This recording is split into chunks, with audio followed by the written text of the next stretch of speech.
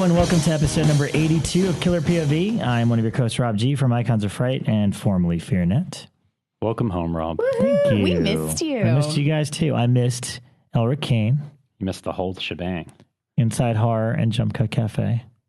That isn't a name I've heard. Oh, And I missed Rebekah McKendry from Fangoria. What's up, guys? We all missed each other. Why is everybody on their phone? Put that down, you. I'm not on my phone. I was reading a magazine. A name. Yeah. All right, we got a show to do. What's going on here? People are waiting for weeks. You're being a douche. I'm writing down the name of an actress from a movie that we're about to talk about. There you go. Why didn't you do that in prep? Yeah, Because I just drove an hour and a half. Shit. I was just showing Citizen Kane, then got on a car and was on freeway, and now I'm here. Oh, great. Yeah. Welcome. News on the march. Holy smokes. So, a lot to talk about. Yeah. I know a lot of people kind of missed not having us, but I like that. I like making people miss us a little bit. Just a little. It makes I even watched a movie just because of one of our fans who asked, like, can one of you watch this before the show? And I did. Brian Rawlings. All right. Oh, which on. one was it? Who also tweeted us more than anyone the last couple weeks. Yes, it's true. It was. Well, are we starting with this? Okay, well, we can start. If you want. I Let's do it. I wasn't planning on starting this one, but it'll be quick. Okay. Brian Bertino's Mockingbird. Oh, I heard mixed things. And for good reason. And here's the facts. I actually saw 3 found footage films in this period, which is kind of wacky given my feelings about them. But you know what? This movie is tense from the moment it starts. Very, very tense. And well done for a found footage film. You're watching this movie going, oh, wow, this got me. You got me on the hook. And everywhere I had read, oh, what a crappy ending. It should have ended early, right? Here's the thing. It's not just a crappy ending. Oh, no. And this is a great comparison for me for the year, if anyone did listen to me and watch Enemy. What Enemy has in the last 30 seconds, which this is rare. Not many movies are like that. What happens in the last 20 to 30 seconds of that movie is so important. It reanimates the rest of the movie and makes it amazing. What happens in the last 20 seconds of this movie obliterates anything they did and makes it trash. Because if it, unless it was a studio note that was tacked on or something, it changes the kind of whodunit angle to the point where you're like, oh, really? Sorry, I'm out. This and is it makes you mad. Blumhouse film, right? It was a Blumhouse dump when you think about it because they had it years ago. They had it years ago, and it just all of a sudden appeared on Netflix Instant, right? Mm-hmm. Well, it came into VOD at like $20-something for a couple of days, and then it went straight to Netflix. So anyone who paid that money probably was pissed. But you know what? It's a real shame because honestly, if it had ended 30 seconds more, I would have been like, that's a really tense movie. It should have had a stronger ending. You would have still been a little ripped off, but man, the build up and the tension is one of the best building climax horror films I've seen for the found footage genre. It's very much like Strangers in that sense, except that you're not seeing the strangers. In that sense, you're just seeing the victims with these cameras kind of filming themselves, kind of Saw-ish. It's kind of got a more realistic tone, but it's a real bummer because you really watch this movie going, hey, this is going to be real. If they could have just ended, and I'd love to hear the stories about this because here's the thing about the ending. Without telling you what it is, it's an ending that's impossible to the point where you're like, no, sorry, you're an idiot. Really, where you're kind of insulted. And it's funny because I haven't read a single person without the same response. So it doesn't seem like this is some original response I'm having to that film. But it is a shame because also I think it would have done much better had it come out right then. Height of found footage. I mean, this is 3 years ago, maybe. Yeah. I think it would have done. Why did Blumhouse sit on it for so long? Just they didn't like the ending? I read an interview with Blum saying, I'm sure it's not true, saying that had nothing to do with the film. It was just looking for the right date. Yeah, that's 3 years later. And that then they just dump it. They dump it, but I don't think it's a dump. 51. What's his name's movie? Well, I've heard that's not done. I mean, I heard they keep reshooting that over the years. So the actors are probably like so old, but it's charting them over. But no, this so this film, I would actually kind of recommend it to people in that sense of like, hey, if you want to see a good tense film, just be prepared to be disappointed. At the end. All right. Well, that's how I'm going to. He's a good director. Of actors, the acting's great, and the performance, it's tense. Okay. But found footage is starting to feel pretty contrived. Always has, but certain films, just the way they touch the cameras even, just the language of cinema that a kid would have now is higher than what most characters in a found footage film. Oh, God, tell me, where are you taping? Turn the camera off. Yeah. I know, and I'll tell you, I will, we can mix them up, but I will tell you one of the other ones that I would recommend much higher, and I only saw it because so many people online were talking, the Taking of Deborah Logan. Oh, right, yeah. With Jill. I keep seeing pop up on my Amazon, would like. Well, Jill Larson, this is a movie I knew nothing about. I saw the cover art. It looked good. I would not have seen it if it wasn't for probably like Jerry Dana, all these, Jerry Smith, a few other people who talked about liking. But there has a central performance by Jill Larson, who was in like All My Children, all these shows, you would recognize her, an older woman. Man, she's really good. It's like one of those performances that are pretty out there. And the found footage, once you get over the initial, hey, we're going to make a documentary on an Alzheimer's patient who's particularly bad, and they go down to document it, and then you start realizing it's more than that kind of story. It's genuinely creepy, though. Like that, I'd definitely give it hats off for being a really creepy movie, great performance. And towards the end, it has the opposite. Towards the end, it has some really good payoff moments, that kind of. But, it's still... I watch it going, yeah, but if this wasn't found footage, maybe I'd still be more into this film. I don't know. Yes, they're making a documentary, but there's other ways they could have gone about that. That's my thing about found footage that I always think is if it serves a purpose, I will say something like Wreck, where I feel like it is crucial to the story. And I don't think I would be as fascinated by Wreck if it wasn't done in that camera style. Otherwise, it's just a zombie film. But for most found footage, all I want them to do is just turn the camera around. If you're paying for a red, use it like a red. They tend to be stronger. But that's why I love Rec 3 is because they be like, they turn it into a movie. But you have to understand, we don't know anything about the Taking of Deborah Logan in terms of how it got financed. But that could have been the only we'll give you the money if you make it a found footage movie. Yeah, and I definitely do see as those a director, you're just going to like, well, I want to make this movie, so I'm going to make it that way. And it totally works for it. It's not actually, that was one of the films where I think it does. I actually think there's a pattern. Films that have professional cameramen as the story always tend to be better than the amateur found footage films, because the amateur found footage films go all the way to the extreme of, I don't know how to use a camera. Oh, what's that light? That kind of stuff. The ones where it's like, whether it's Blair Witch or whether it's Wreck, because he's actually there to make a film. Yeah. They always tend to be a little more polished because they're not totally retarded. Yeah, of course. But, they're still, and then the other one, in my found footage rant, VHS Viral, I'll say this. Oh, you finally saw it? Yeah, I did. I VOD'd it. Nacho Vigalando's is next level. It is such a great short film on its own. It is hilarious. It is dark. It's like, Nacho did Time Crimes, which I love. I like that one. Much more than the features he's made since. I really love this short. I didn't like Open Windows. Yeah, I didn't see that one, but I didn't care for Extraterrestrial. But this is a great little film on its own. The first film's really fun. It's the from The Signal, the lead actor from The Signal, or the guy who's trying to get across town. Justin Welborn. Well, okay, he's in it? Yeah, he plays basically like Doctor Strange. Like cool. It's really cool. He's got a cape. You know what? It was really funny because that short is getting heat for not adhering to found footage rules, and it's funny because that kind of makes it better. But it feels so much. I saw him last night or the night before at the Astrologer, and it is so much like an episode of Friday the 13th, the show. It's exactly like that. It doesn't feel like VHS. It feels like Friday the 13th, the show. Cool. And I love that he has to kind of feed this cape. And by feeding the cape people, he becomes the most powerful magician in America. And it's really kind of neat. It's really fun. And so those two shorts are really good. I really like them. I didn't necessarily care for our buddies who made The Resolution. I liked it. It was okay, but it just for something about it didn't necessarily speak to me.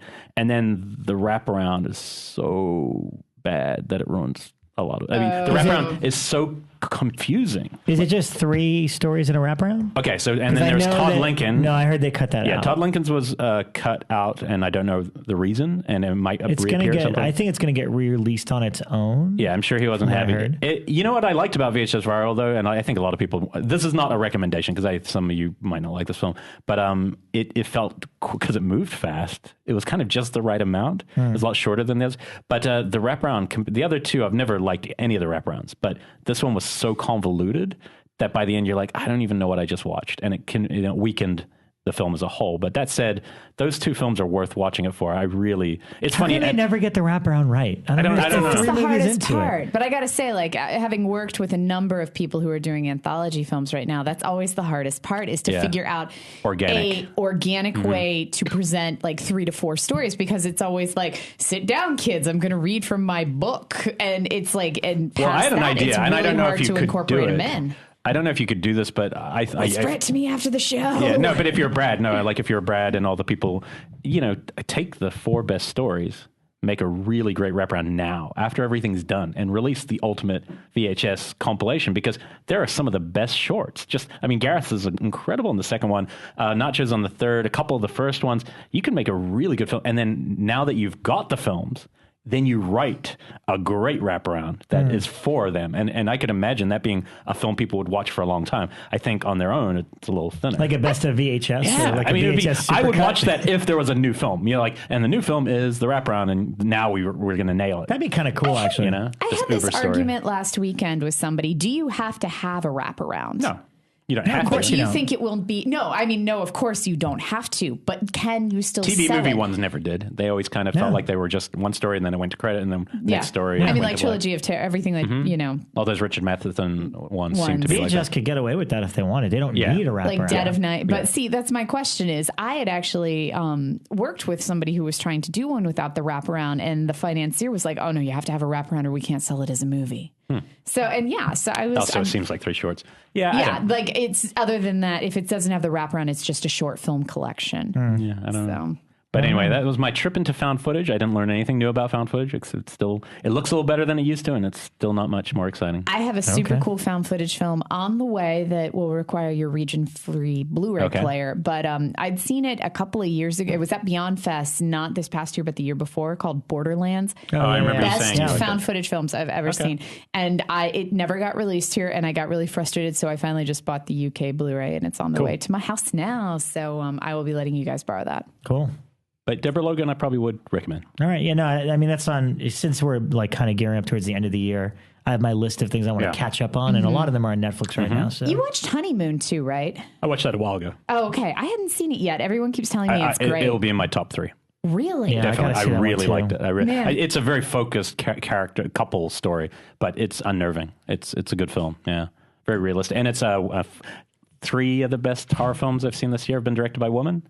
Just FYI. I mean, and I haven't seen A Girl Walks Alone at Home yet. Great. So, I mean, this is an interesting great. sign without beating the drum. It's like, okay, Babadook. there's plenty of great female filmmakers this is a right good now. sign, you know? Yeah, it's a good year. So and you really liked Night Swim. Yeah, Night Swim. And Night Swim isn't. I Midnight call Swim. it The horror. Midnight Swim. Midnight Swim. That's it. Yeah, the Midnight Swim isn't horror. They flirt, and I was gonna be one of my reviews today, but I'll keep this one just to a couple. It flirts into ghost story, but it's really a drama, character study. But it's a really good one, and it's original, and they use the camera in a way that's unique because she's kind of making a film, but she has an artistic eye, so it's not crazy found footage. I like that film a lot. People should look out for that. And again, it's a lot of the kind of people who've been doing acting and mumblecore type films were in it. It's a good movie. Right. Nice. Liked it. Becca? Okay. So, first I have to do my AFM report. Oh, okay. Because It's been that long? Yes. I was at AFM during this interim. So I went to AFM, and AFM is where kind of all of the films, there's 3 types of films that you see at AFM. You see films that are in pre-production that are trying to get funds, as in like I have an idea for a film. It's going to be a giant octopus. Here's a cool poster I made. We have nothing yet. We haven't started shooting, but we're looking for money. And then you see films that are shot that are looking for distribution. And then you see films that are shot, have already been distributed in the US and are looking for international distribution. So within that, you see a huge range of films. Everything from like, oh my God, that's a horrible idea. Who's going to fund that? To, major films that you like It Follows or things like that already have been distributed in the US, but are looking to sell to China and things like that. So you see a huge variety of stuff. The top trends I saw this year, I wish that they were better. It was what I saw coming was not great at AFM. And so I'm hoping that the markets might shift a little bit. Supernatural horrors, that's where 90% of the stuff that I saw this year was. Definitely in supernatural horrors. But that's been the last few years, right? Supernatural's kind of been the dominant I think it burst after The Conjuring. So I saw like 7 Krampus movies there. Oh, wow. Yeah. So the Krampus is apparently... One is by someone we know, right? Well, yeah. Spooky Dan Walker is, a good friend of mine, was the first one to make one, and he hasn't finished it yet. I was just and flipping through like the 7 new other Fango, ones. and it's like up and coming. I saw 2 Krampus movies releasing this December, and that's this... like next month, and then I probably you have to release it then. You're crazy if you're releasing it. I probably saw 6 more that weren't even affiliated with those 2 at AFM. So everybody has a Krampus movie. So that was like one of the big trends. And slashers, I saw a ton of slashers. I can't say that they were good. So what I'm seeing there right now is things, and the buys were really low at AFM this year. People offering like $20,000 MGs, which is really low because it doesn't even usually cover the cost of filmmaking. And even what people were giving for pre-production on some films, the biggest thing was, what can you make for under 100,000? So the market's just, everybody's penny pinching tight right now. What can you make for under 100,000? And so, and we are seeing some decent films come out of that kind of small range. I mean, that's where we get things like The Battery, or I was going to say, even give it to Jeremy Gardner, or even Starry Eyes tonight. I mean, that one I think was more than 100,000, but I don't probably think started with way less and maybe got around there. I doubt it was much more. I don't think it would be much more than 100,000. Yeah, maybe 150. And I mean, like, It Follows, I wouldn't think, the shooting style of that looked a little more expensive, but I don't know. I don't think it would be up that far past that. I don't think it would be like in the millions range. No. So, I mean, and we are seeing some good and innovative stuff coming out of those markets. So, and there's also and actually, honestly, I'm behind this because I don't believe with horror you should take big risk with the money. I just don't see the point. The history has shown us all the biggest, besides say Conjuring and a few studio films, 90% of the time the big hits have come out of very little. You make that much more money, you risk that much less, you can make more of them, and you can take risk on new talent that you can't take. You can give me the budget for Conjuring unproven, but you could give it to James, you know what I mean? And I think it's not a bad thing. It's a bummer for all of us to make a living. But I don't think it's a bad thing for the filmmaking. I think there's challenges. What I will say is, because what they're looking for is bulk, not necessarily, huge, big budget stuff. They're looking for, okay, well, rather than make one $500,000 movie, I'd rather make $500,000 movies and do a slate, because it's a safer budgetary move. And so within that, I'm saying that the best thing that I can say from AFM is the saturation means we will see the cream rise to the top. So we might see 25 films that are just absolutely abysmal come out a week, but we might see 2 that are just absolutely phenomenal and blow us away with inventiveness, just because you have to get more inventive at that budget level. And the filter in which we'll see it, again, is proven time and time again. And I think filmmakers need to listen to this, is the festival is what separates them. Because you made 100 movies and they're going to be crap, and you think we're going to watch that? We're not, because we don't have that time. We're going to see which ones of those 4 go to the festival, and those 4 you're definitely going to make time to see because somebody has deemed them more interesting. Now, that doesn't mean great ones slip through. They slip through all the time. They do. And you have to kind of have a real eye or ear to the Twitter and everything. Deborah Logan and Honeymoon, I never saw on the festival Exactly. I'd never even heard of Honeymoon until it was out. But I'm just saying, it's not like you're going to sit around and watch 100 straight-to-video movies, Somebody does, but not me. Yeah, I can't do it. So, but I will say that it's making us more informed consumers, I think, as well, because if we see this kind of, a surplus in the horror market, when we do see something that's innovative, it will really stand out to us and kind of invigorate passion. And the trends, throughout history, whatever trend the studio wants to follow, it is always set by the indie markets. The indie markets will always do something, and then everyone else will follow along. Like, it's rare throughout the history of horror that I think that the studios are actually the ones starting the trends. They always reflect what's going on in indie. So I think because the indie movies have to, they have to be creative. Exactly. Just by the sheer, they have to creatively, for decisions that would be solved with money. Yeah. Yes. They have to find another way through it. And then they start a trend, and then all of a sudden every studio wants to just copy that. Yeah. And they're always 2 years behind because it takes 2 years to make a movie. Oh, God. I always tell my students, I'm like, so this is what's going to happen. You're going to go out and you're going to shoot a really smart and intelligent indie film for like $100,000, and then the studios are going to give you $4 million and tell you to go shoot the sequel to a movie you didn't like in the first place. And that's making it in this town. Right. So that's just the way that it works here. Yeah. But on that note of kind of, smart and edgy indie stuff, I saw It Follows with Mr. Elric Kane. She did. I did. I was very disappointed that I didn't see it with other people who would have come out, who would have felt more. I saw it with Dave Parker, Bekah, and Oren. And Brian Collins, who fell asleep. But that's nothing new. My straight instinct was people who are really mostly watch horror will like it, but maybe not as much as those who don't know, who are kind of like into that indie film vibe mixed with a horror film vibe. I loved this movie, and I've loved it more. And I've told people the like basic premise and scared them. Like I have a friend yesterday. I went out before the astrology. I just told him the basic premise, and by the time I was done, he's like, "Oh man, that's actually creepy," because it's a creepy movie. But it's not. Everyone kept going, "Oh, I wish there was more character, more of this, more of that." It's like, no, it's not that movie. Carnival of Souls, Messiah of Evil. There's movies that are about an expression, a feeling, not a character study. Yeah. I love this film. It'll be top 2. I'm trying to decide. It honestly could have been number 1, but the movie that will be number 1 would have been my favorite this almost decade. So I have to leave it on the top. And that's another film I will punch you in the nose, Rebekah. When you start reviewing that movie, I was disgusted by your comment on. She texted me going, "It seems boring," and I'm like, and we're talking about Under the Skin. Oh God! That's and when like she texted me that, I'm like, driving in a car for an hour and a half. That makes me not trust how you watch movies. Yeah, no, you really look, and I'm one of those people that you have to watch that movie because I get annoyed because now is the time period that I'm seeing pop up on Facebook and Twitter, people being like, "Oh, Under the Skin is just people driving around in a car. Mm-hmm. It's boring." Da, da, da. Now, granted, I didn't like it on initial viewing. Right. I didn't either. You need to see it you need to see it in its entirety. It's an immersive world. It's not even a movie. It's an hour and a half that fucks with your feelings. Yeah, essentially. It's about empathy. And when I will rewatch it. I'm not even a fan of it. I don't like it really, but it just my problem with you saying that was because I know how you watch movies, and because you're always multitasking, you're doing things. I'm like, that is not that movie. You have to pay attention to it. Okay, it's not a plot movie. It's a feeling movie, and I felt very similar about it. Follows in totally different ways. It follows a lot of horror fans are going to, and you felt it too. That room with people all over 30. Mm-hmm. There was no young person in that room. People were jumping out of their seats at key moments. It is too long. Sure, it's like 10 minutes too long. But it's probably because he's like an art house. This is an art house indie filmmaker who made a horror film.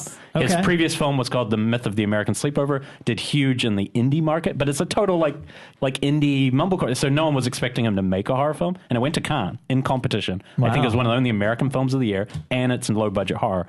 So I don't know. I was surprised. It was me and Oren. I just looked at each other and go, I haven't been that unnerved by a horror film in a long time. Cool. And then these three are all like, oh, should have had more character. Should have had more. No. I was like, oh. And I will say it has grown on me a little bit than when I first saw it. What killed it for me, if it had ended and I had left the theater and gone home, I would have been like, okay, well, the film itself, it doesn't have much of a plot or character study, as he says. It's literally built out of set pieces. And there's Final Destination-like in that sense. Yes, and there's some of the most terrifying set pieces that I've seen in a long time, and they're really well executed. There were certain things that irked me about the film. I didn't like the weird blue wash that everything had permanently. It was like the entire city was constantly blue.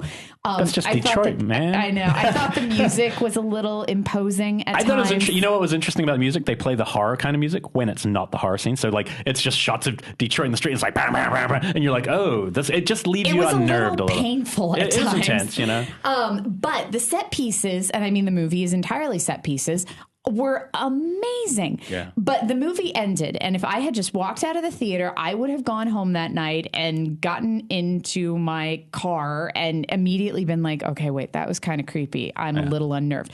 But the director started talking, and then he's a geeky guy. Killed the movie for me. He's a geeky guy, and he didn't want to explain things. And me and Oren looked at each other and go, this is a bad Q&A, but we wouldn't have either. It is. You get up there, you're not going to explain what. Because it was one of these things where like somebody in the audience would say, well, what did this mean? And he goes, well, what do you think it means? Yeah. And as soon as the director does that, I want to just... No, but I mean, like David Lynch couldn't get up there, because if you explain it, he has an idea of what he's trying to get across. And some of them are pretty clear. It's definitely got kind of Cronenbergian, rabid kind of connotations. I would say more like Polanski repulsion. Yeah, a little of all. I mean, you can see it also feels very Nightmare on Elm Street, the world, like the way he makes America look. And he said he didn't actually admit to that being an influence, but it felt like it. No, I think horror fans, that regardless of how you fall in it, this is like one of the must watch. Like probably. Okay. I recommend seeing it. It's got, again, some of the most terrifying scenes. Like I jumped multiple times throughout the film. It's just and they're not my love of horror is tested when it's all sound scares. And these aren't sound scares. No. These are like something's coming for you. Buckle up. Just don't let that guy talk afterwards. Yeah, and that's a problem with filmmaking. Half the time, I don't think, to be honest, there's few Q&As that improve a movie. Usually it's classic people we already like. Often when it's first time, you're kind of comparing them, shooting them down, and his wasn't great, Yeah. I'll jump through the rest I have here. House at the End of Time, I thought was phenomenal. Elric, you watched it too, right? I watched it last night. I didn't love it, but I liked it. I thought I respected how it was made a lot. I thought that one was beautiful. I thought it was really well made. I just, you know what? Maybe it's how much I like time crimes that I felt like I'd seen some of that before, and I thought I thought it was kind of perfect in what it was doing, like the structure, but it never really got me. I don't know why. It's one of those qualities. Like I was crying at the end. Yeah, I don't know. It's good, and I know we had it was recommended to us by a friend, and it's an interesting film. I think people like it, and it's up my alley. That's the weird thing. That's why I was kind of surprised. It's arty. How come it's artistic and slow and indie. I don't know. You know what? I'll tell you. There's these scenes with the kids playing baseball in that, and I just felt like hokey, like another. It didn't. Those scenes I didn't believe. I thought that was the most beautiful part was the friendship with the kids. Yeah, those parts I just didn't buy it. But that's why we're never going to agree. It's great. I know. It's kind of glorious, but it is good. It's an art film. Damn it! You're supposed to love it just as much as I did. I'm just not predictable. What the hell? I'm not Sam Zimmerman. But it's okay. Deliver Us from Evil. I hated. I've got a one-line review for that. What? No, what's yours? My one-line review is: this film is Exorcist 3 if you take out all the fun parts. And add exactly that film. And it was 2 hours long. Like halfway through it, I'm like, God, I wish this film was over. And it had like 45 minutes left. I like Scott Derrickson's directing on Sinister. I was a huge fan. I even wrote him down like favorite director of that year for that film. Yeah. This might be my least favorite film of the year, and to the point where at 30 minutes in, I could have totally just stopped and never cared. I wanted to. Yeah. And the because people I I felt was like I'd watching seen with it. were like, we can't do that. I just felt like I'd seen it. The problem with it, and I talked about it earlier in the year when I saw it, and I was very conflicted about it because I thought it was well directed. Yeah, it's still well directed, yeah. There's stylistically, it's a well-made movie. I love that it was in New York. I just don't get, and I know it's based on a true story, I don't get the point. Yeah. Like, what do the possessed people want? Yes. Yeah. There's like, they never go into any of it. There's nothing. It's like a bunch of scary. Like it wants like to go after a cop's family. Why? For why? Is that your whole end was game? like, something to do with the army and some. It's I don't understand any of it. Including the Tutuola character, who I swear was in there at least once. It's like Law and Order if instead of like a sex crime, you had a demon, and that was it. Then, but it was like 2 hours long. And then they throw an exorcism in there, and I was waiting for him to just be like, what do you want? Yeah. No, he doesn't. He's like, I'm here to exercise. I just wanted a pizza, man. But yeah, it's like, what are you doing here? Why do you have want a theory that what it wanted was the priest's hair. It was so pretty. That's the other thing. I priest hair was so pretty. While I was watching it, and I was like, this priest guy is the worst actor ever in the world. And I'm like, you know what? He's one of the best actors in the world right now. But he's terrible in this. Like, he was so bad. He played Carlos the Jackal in an amazing miniseries, and you're like, who is this guy? And then you watch that, and you go, just like Eric Bana, it's kind of wooden. It's like there isn't much going on in that role. There, and it was just bad. That was literally, I think, one of the only films I've seen this year where I could have turned off. And then the door stuff is that's the worst part. When it goes into the door stuff, you're like, I'm sorry. I'm sorry. Oh, if Val Kilmer's not in the film, you don't even get to talk about the doors. You know what I mean? So it didn't work for me either. So you saved me time talking about that one. Good. 2 more quick. Wolves I saw just because Matt Curry Holmes was in it, so I went to see it. I gotta say, if I was 16, I would have fallen in love with that film just because it was like 60 boys with their shirts off being wolves and things like that. So Elric and I can pass. It's definitely more of like a teenage sensibility because it's all about young love and oh my God, he's a wolf. But okay, well, she was a wolf too. But you know, they're different. And by the director of the writer of X-Men 2. Yes, David Hayter. Yeah. So, but I kind of recommend it just because it was fun. It definitely was not for me at this time period in my life. To people Our 14-year-old under 20. You're not recommending it to us. I'm not watching that. If you were under 20, you may really, really like this movie. And I want to hear from anyone under 20 who listens to the show. I'm very curious if you're out there. If you're under 20, I have no idea. It's got like hot wolf sex in it. Well, not that hot because they had to make it PG-13. So. You know how I feel about bestiality. Dang. And then I saw Girl Walks Home Alone, which I fucking loved. Oh, really? Just because it was so stylish. And I want to talk to her. I already emailed we're trying to get her on. I wrote to her last night on her website, I wrote to her this morning. I emailed her PR agent to see if we could get her on the show because it is so stylized. It is this blend of American genres. Like it's got noir in it, but it's a really Western at the same time. Western vibe, And weird. And it's shot in America, but she's Iranian. It's shot here, but it's in what, Farsi? Is that Farsi, the language? Yeah. And it's in black and white. It's just has really it changed much movie. from when you saw it? I haven't seen what the final cut is. Okay. It has to have because what I saw was have a screener I'll let you borrow. A really long rough cut of it. Okay. And I liked it. Yeah. It obviously needed. But there was the intent was there, and I'm like, oh, this is going to be a great movie when they trim it down. It opens this weekend, so hopefully we could get her by in 2 shows time or something, like in December. Yeah. Well, that we'll would see be if fun. we can make that happen. And I also saw Nightcrawler, which isn't horror, but I highly recommend it. It is. It could be. You could throw it in because the character. It's as much horror as American Psycho is. I said it's almost a serial killer. It's like a serial killer film when you don't find out what he's doing. Jake Gyllenhaal, it's the best character of the year. Just flat out. His character. The filmmaking is good, but it's really not about the filmmaking. It's about this character who is kind of unnervingly terrifying and very modern and satirical. But like a serial killer, but we just don't see that angle of it. Or it's not about that part. It's about how that kind of personality could get if they focused on one thing really well. If he just really wanted to get a job. But I tweeted just joking, but kind of honest that his like go get him spirit kind of inspires me to work harder. Yeah, that's true. I mean, you get the idea that he's psychotic. He's obviously got these kind of serial killer tendencies that they don't explore, but all he wants to do is get a job. Yeah, he just wants a job. And do it really well. So, it's a must see for horror people because his character's so good. About it, and I haven't seen a trailer. I don't know anything about it. It's been playing at NoHo, and I have a feeling it'll go to the 99-cent one in North Hollywood. Dude is on soon. a tear. Check it out. He's having his reconnaissance. Okay. Because I go back to Prisoners and then Zodiac, Prisoners, Enemy, and now this. It's like, come on, this guy. He's choosing really smart things. He looks different in each one. I think he's doing good work. He's amazing. Really good work for a young guy. Okay. That was his reconnaissance. Okay, and then for me, it's obviously I was in New York for the last couple of weeks and trying to make a little music there, and I didn't really have much time to watch stuff because we were kind of in the zone there. But you hung out with Jeremy Gardner and Larry Fessenden. All right, yeah, I'll bring that up. I mean, there was one night that I got to take a break because we worked mostly nights. I went up to New York City to 2A, which is the bar that we mentioned that it's Larry's favorite place, and it's where he wrote. Oh, cool. He hand wrote Habit in the corner. And I met up with Larry and Glenn, and it felt like a continuation of our Killer POV from just before the break.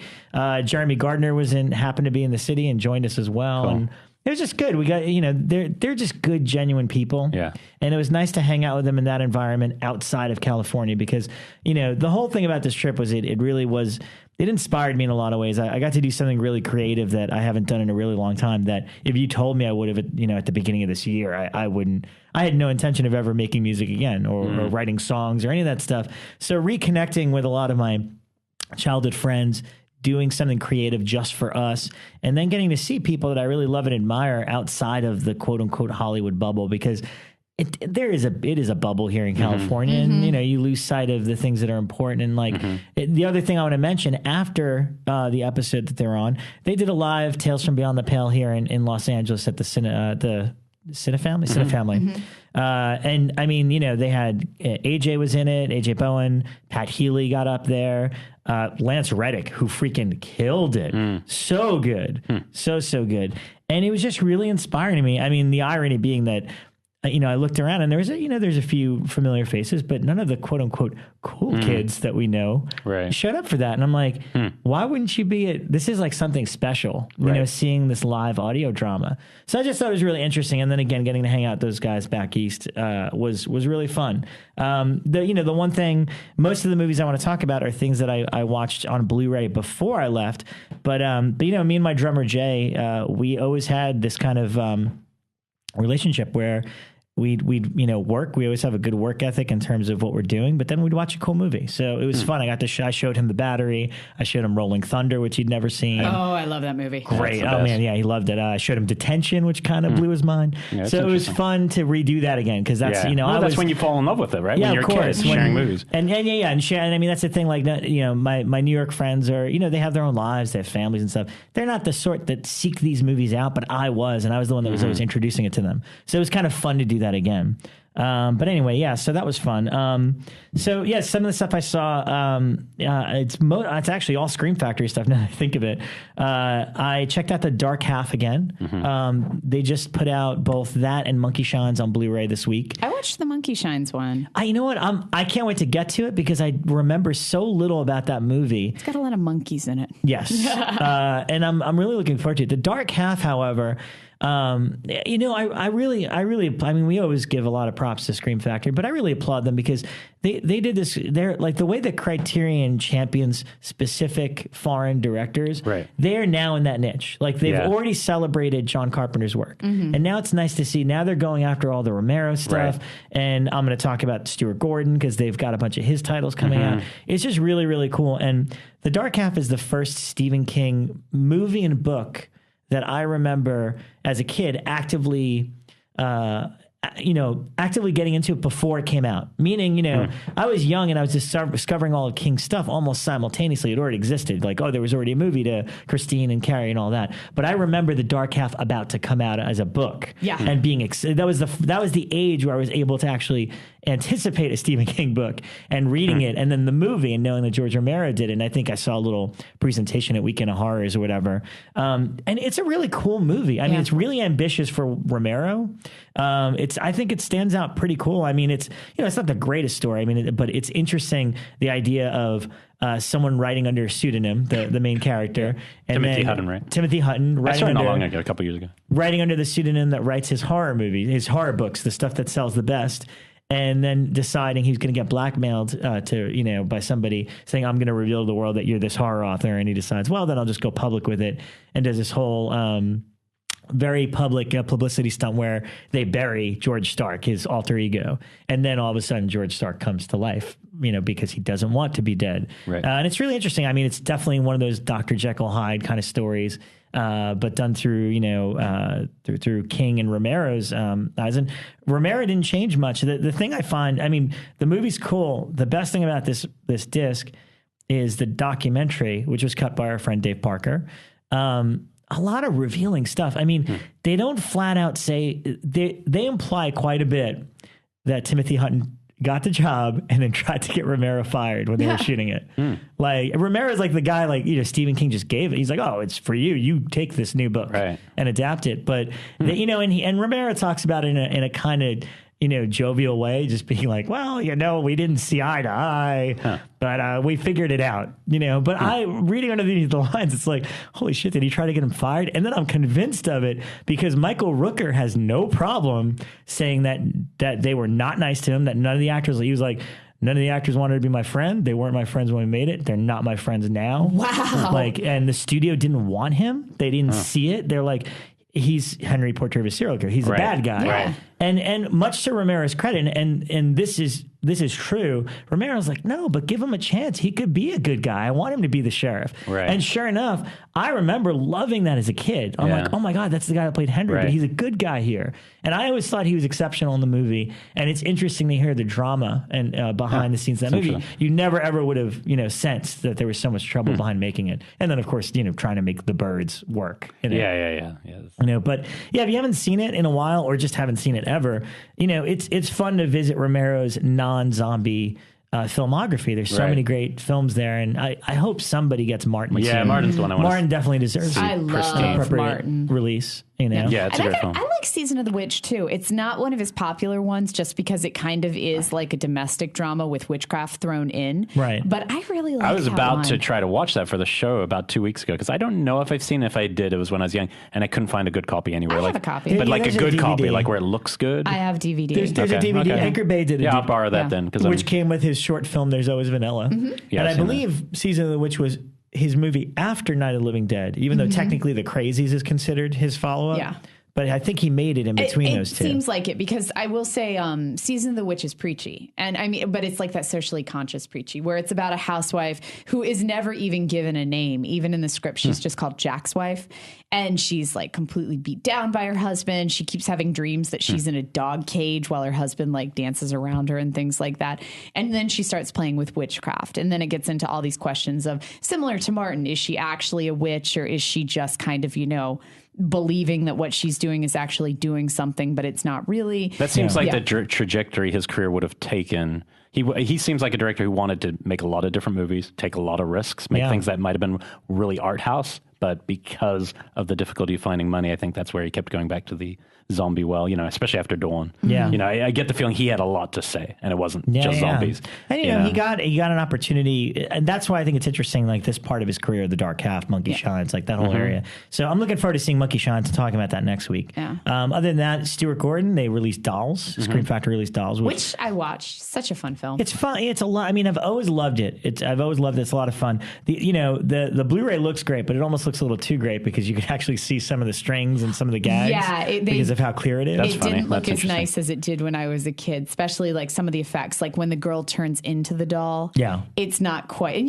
I was noticing that last night when I was watching The Hidden, which I know is one of your favorite films. Yeah, I love that film, yeah. I'm assuming that worm creature looked a lot better on VHS. I don't know, I'd have to watch it again. Yeah. Because I was planning on watching them all again. I was watching it on my HD TV. I I was like, oh, that's not a Blu-ray, right? No one has a Blu-ray. No, I was actually going to suggest that to Twilight Time. That would be a really cool, cool one to release. You could put 1 and 2 together or something. But I would definitely clean up the strings on that worm creature. I don't remember that. It wasn't so much the worm creature, but when it was coming out of people's mouths, it was like clearly a mannequin. So. Weird. My memories are that the creature looked really good, but then I haven't seen it in a long time. I bet it did in 4x3, VHS. And also just when you're a kid, anything fantastic like that, you just buy into. You're like, oh, it's slimy, it's coming out of your mouth.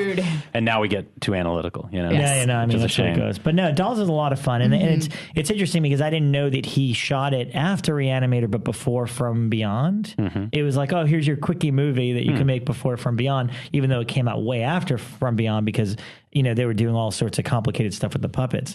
But it's the closest Stewart would get to making like something that borders on a children, like it's not really a children's film. It's like Guillermo del Toro-ish. Yeah, it's got that. Yeah, and Stephen Lee, who's in a lot of Stewart's movies, who unfortunately is no longer with us. I think he passed earlier this year or last year. He's got that fun. He's a very childlike character, and he's kind of the lead with the little girl, the only one that believes her. But it's a lot of fun, and there's also a great documentary on the whole interviewing everybody now on the whole making of it, and it's interesting because it was is it an Empire picture? I know Charles Band had something to do with it. It was through Full Moon, not Full Moon. Maybe I think it might be Empire, whatever was before Full Moon. But, Charles Band produced it, which is interesting because obviously this is the beginning of his fascination with dolls. Guy Rolfe is in it, who ended up becoming, Andre Toulon in the Puppet Master sequels. And, and there was, they talk about that they shot at one point, they thought maybe they should go all the way with it. And they shot all this gore footage. And it just didn't work. And they're like, no, maybe that was a bad decision. Let's cut that out. It's more of a family-friendly type of film. I have not seen that in literally 15, 20 years. I remember it on VHS. I have some clear memories, but I think you'll. I should rewatch it. I think you'll love it. It's definitely one of Stewart's best. And if you're looking for a story to tug on heartstrings, go to Stephen Lee's IMDb page, which he obviously kind of wrote himself. And it's all about and knowing that he passed away now, it's very much like Stephen Lee has never made that much money or been that successful, but he loves what he does and will keep doing it forever. And it was just like, I was reading it, I was just like, oh my God, this is why I do what I do. Yeah, no, he's so great in it. 2 more quick ones. One that I know Elric is going to want to chime in on.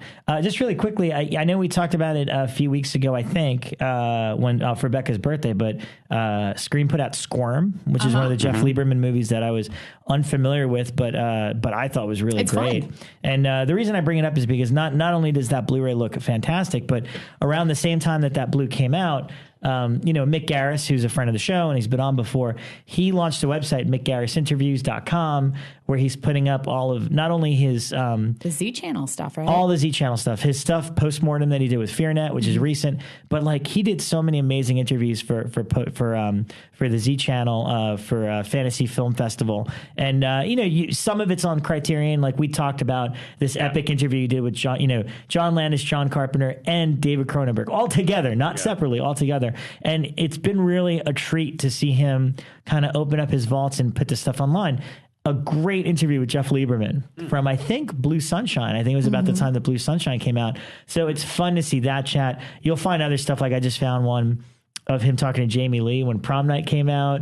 I just watched the Scatman Carruthers interview from when The Shining played on the Z Channel. There's some, who's director of Exorcist 2? John Borman. William Friedkin. I watched one with what's his name, William Peter Blatty the other day, and it was really fun because he was like he could not have been more negative about Exorcist 2. And he was saying, he's like, I just started writing my sequel, Legion. And it's kind of interesting to hear him talk about it in its infancy stage, because he's there to talk about The Ninth Configuration, which is the film he directed. So yeah, check out Squirm, and definitely go to mickgarrisinterviews.com to check that out. Squirm's a great Georgia film. I always think it's one of the best Georgia-looking films. The other one that you and I didn't get to talk about yet is Pumpkinhead 2. Oh, man, I really wanted to talk about this. So remember, can I start it? Yeah, of course. Remember all those things I said about Pumpkinhead? Yes. I think it's an American classic. I think it has one of the great rural legends. Yes. I remember then Rob handed me the disc, and it said... signed by Jeff Burr, said something to the likes of, you're probably the only fan, the number one fan. Thank you for being the only fan of this movie. Okay. That's what he signed on my DVD. And what's interesting is how correct some directors are about their work. Now, and here's the thing about Pumpkinhead 2. It's probably not like a problem. It's not a problem with Jeff Burr, because I like almost all of his stuff that we've talked about on the show. It's a problem with myths and legends. It's a problem with prequel ideas, things that explain away things. So it does basically all the things I didn't want to happen to the Pumpkinhead myth that the first had beautifully constructed. It's set largely in daylight.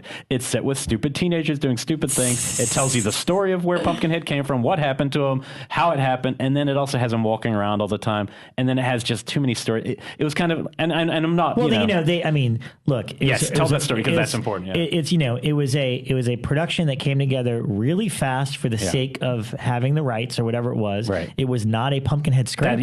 That shows, and I think that's my issue with it. It was a completely. It was a serial. I think they said it was a slasher film. It might have been, that was adapted to be a Pumpkinhead. They just subbed out the slasher and put in Pumpkinhead, which is on its own kind of cool. I can watch it, look, because I just watched both films recently. The original one is, I didn't remember how great. It's something special. It's a special movie. I think. Now, two is, I could acknowledge, is not very good, but it's got its charm for me from the time, whatever. I was like 14 when I saw it. And, I'm not thinking about, how it affected the first or anything. Exactly. I'm just watching it as its own movie, and I always loved, it had a very Stephen King-esque kind of plot line. That whole like Stand By Me, like they kind of kill the mutant kid. Sometimes they come back. It reminded me of that. Sometimes they come back. It had that look. It had that look and feel that it's just a deformed boy getting revenge for what they did to him. And I dig that. And then of course, you see Kane Hodder and Ari Mahaloff and like Linnea Quigley. There's definitely enjoyable moments. Andrew Robinson. Like there's all these Andrew Robinson actors. was the best thing about it, because he's cast as like the sheriff, I believe. And he's a good guy. And it's good. No, there's things about it, but I guess I was seeing it so close to this movie that had just been like, oh wow, so great. Yeah. It felt like the bad Hellraiser compared to the Hellraiser or something. And but I mean, that's the thing. Jeff is aware of it. I mean, he got hired very late on. And did whatever he could. And he's very candid. There's like an hour-long interview with him on the disc, as well as a commentary. And he acknowledges all of the flaws and mistakes. And he told me a story. It's in my Icons of Fright interview with him, that the one time he crossed paths with Stan Winston, he was at some bar. Like they were at, I want to say like Sigis or some festival overseas, and he's in the hotel bar and he sees Stan Winston, and he goes up to him and he's like, oh, hey, Stan, my name is Jeff. I just want to introduce myself. And he's like, oh, hi. And he's like, yeah, I directed Pumpkinhead 2. And he's like, Stan just like got up and walked away. I'm like, that's so awful. And he's like, well, maybe he was jet lagged, or maybe he didn't hear what I said. Probably, I don't know. And I just felt so bad for him. And I was like, that was the one and only time he met Stan Winston, and he was kind of a jerk. You killed my baby, because he he's like, I'm sorry. Now, here my question was, did Stan ever get asked to do a sequel at the time? I doubt it. I mean, that's probably why Stan was upset, and that's the weird thing about the Pumpkinhead sequel, because then there's a 3 and 4, but that was like a deal with Sci-Fi to do two of them simultaneously. How are they? They're awful. They're awful. Okay. See, and it's funny because they even got Lance Hendricks in a cameo in 3 and 4 as a ghost. Yeah. And there was some convention out in Jersey that he did, and somebody asked him about the Pumpkinhead movies, and he's like, I don't know what you're talking about. We only made one of those. Yeah. But they paid you to do 3 and 4. He's like, this is fucking nonsense. Yeah. See, I saw the second one when it came out, like right when it came out, I guess like early 90s or so. Yeah. And I have no recollection of it, but I did just get the snazzy new Scream Factory Blu-ray, so I have to watch it again. Look, but it sounds like I'm just going to be disappointed. And it's not like Nightmare, where I tell people, how I have that thing where I say, oh, well, then the joke of Freddy kind of comes. That doesn't hurt the first one at all, because it's such a great movie. It's just as it goes, Freddy is no longer scary. It wasn't that about the Pumpkinhead creature. It's just that I think it's mostly the pre-aspect of explaining away what Pumpkinhead is, not knowing what that creature really is and seeing the pumpkin in the ground, and you go to the old woman and you ask for her. It's like mythic. It's amazing. And it's a great myth. And that's what the sequel should have been. And if you guys, I forgot, I had one more I forgot about that you guys, I think, have seen that I've never seen. Do you have another? No, I'm done with that. I just have a couple of news bits I want to bring up before our guest comes. Okay, I'll do the last one. I forgot. I saw it just 2 days ago. I'd never seen this film. We've talked about it on the show before. Alone in the Dark finally came, and this is a fun movie. Is this the Christian Slater one? No. This is the 1982 Jack Shelter's first feature. Oh, with the little creatures that eat teeth. Martin Landau. No. This is Jack. No, this is Jack Palance. Jack Palance. Donald Pleasance and Martin Landau. It was a made-for-TV movie, right? No, I think it's a feature. No, really? This is the one that was remade. No. You're thinking of the title was remade, but no, Alone in the Dark. No, that's the Christian Slater. I'm thinking film. of the little. No, the Christian Slater one is based on the video game. Yeah, but it's called Alone in the Dark. Yeah, it's not. This has nothing to do with the original. What is little creatures in the basement that eat teeth? You're thinking of the thing Del Toro produced. Yeah. With the closet. Afraid of the Dark. Afraid of the Dark. Yeah, okay.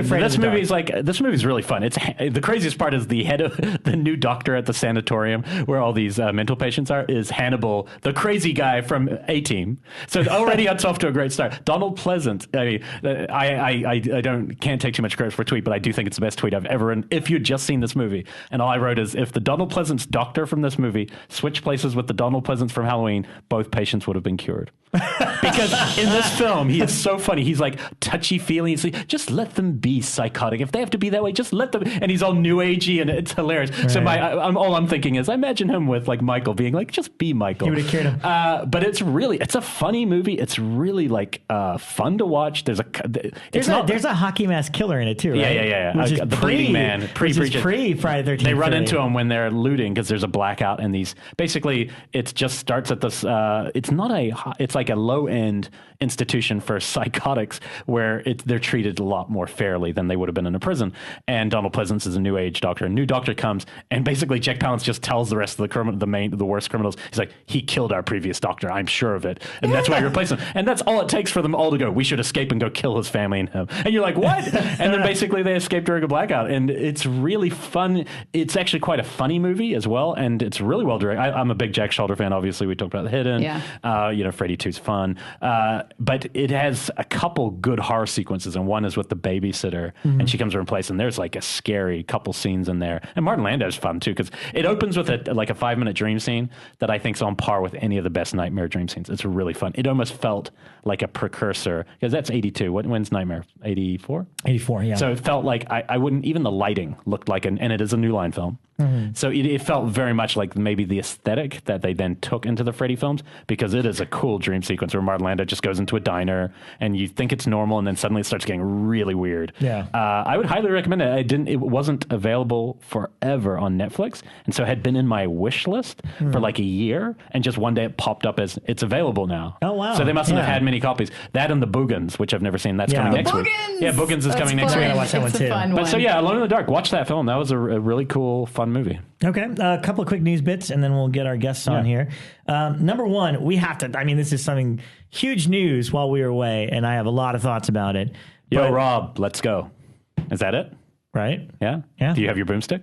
Yep. I already knew what Rob was going to say. Sam Raimi, Rob Tappert have sold the Evil Dead series, Ash versus Evil Dead, with Bruce Campbell reprising his role. I'm like so on board with as soon as the geeks who talk against us, Brian Collins, I'm talking to you directly.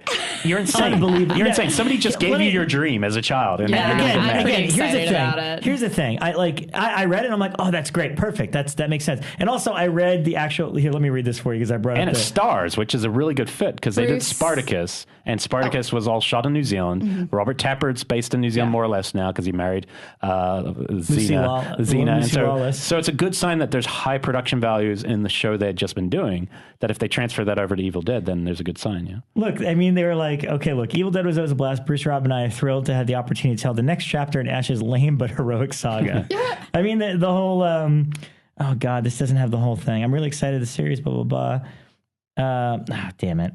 I pulled up the wrong press release. There was a press release that essentially... I'm looking for it right now. Essentially, they said it's a sequel to Army of Darkness, and essentially he's been doing nothing but shirking his responsibility for 30 years, which I find hysterical. Yeah, it's like the Big Lebowski of... after Army of Darkness, he's just working at S-Mart trying to shirk his responsibility and not deal with this. They always they get the humor of the character, and I think it's in good hands if that's the case. And look, and that's the weird, because again, I, for the most part, try to stay away from... I don't care what other people think. I care what I think. And, but I caught a little wind of some of the talk, and it's like, people are like, fans are bitching about it. Like, people have been busting these guys' balls for Evil Dead 4 for freaking 20 years now. And finally they say, you know what? Instead of a movie, we're going to give you 10 hours of this. And if somebody told you... What? TV? Fuck this. Yeah, if somebody had said... what are you, nuts? If somebody had said Sam and Dean are taking a hiatus from Supernatural, but Bruce Campbell's taking over, everyone would jump on board. If Bruce had taken over X-Files, everyone would get...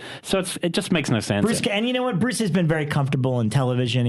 From what I gathered through interviews... Notice was great. He loved doing Burn Solid Notice. Paycheck. He had always had that problem. I think in his career, it was a struggle to make money when he was doing movies. Yeah, and you know what? I'm all for it, especially if they're involved and they're going to, one of the writers of Chuck is kind of helping them, figure it all out. So it's going to be funny. It's going to be light. How fun is he a character to write? But exactly. But then, of course, there's the other complaints, which are just like, what? So they're not going to follow the remake now? And I'm like, wait a minute. You guys hated the remake, but you wanted a sequel to it. You guys are all bitching about the remake. The cool thing is they could make movies to happy. that. I mean, the cool thing is you could do both. You could make movie remakes to the remake world on its own world if they wanted. I don't know if they will.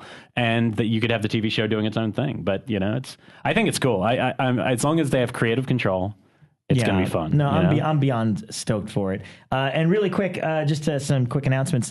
Film that you and I have talked about a lot on the show. Mm-hmm. Don't Look Now. Just got announced by Criterion in February on Blu-ray. It's a big score. So that's going to be beautiful. Because that film's, it always looks good because it's beautifully shot, but I can only imagine.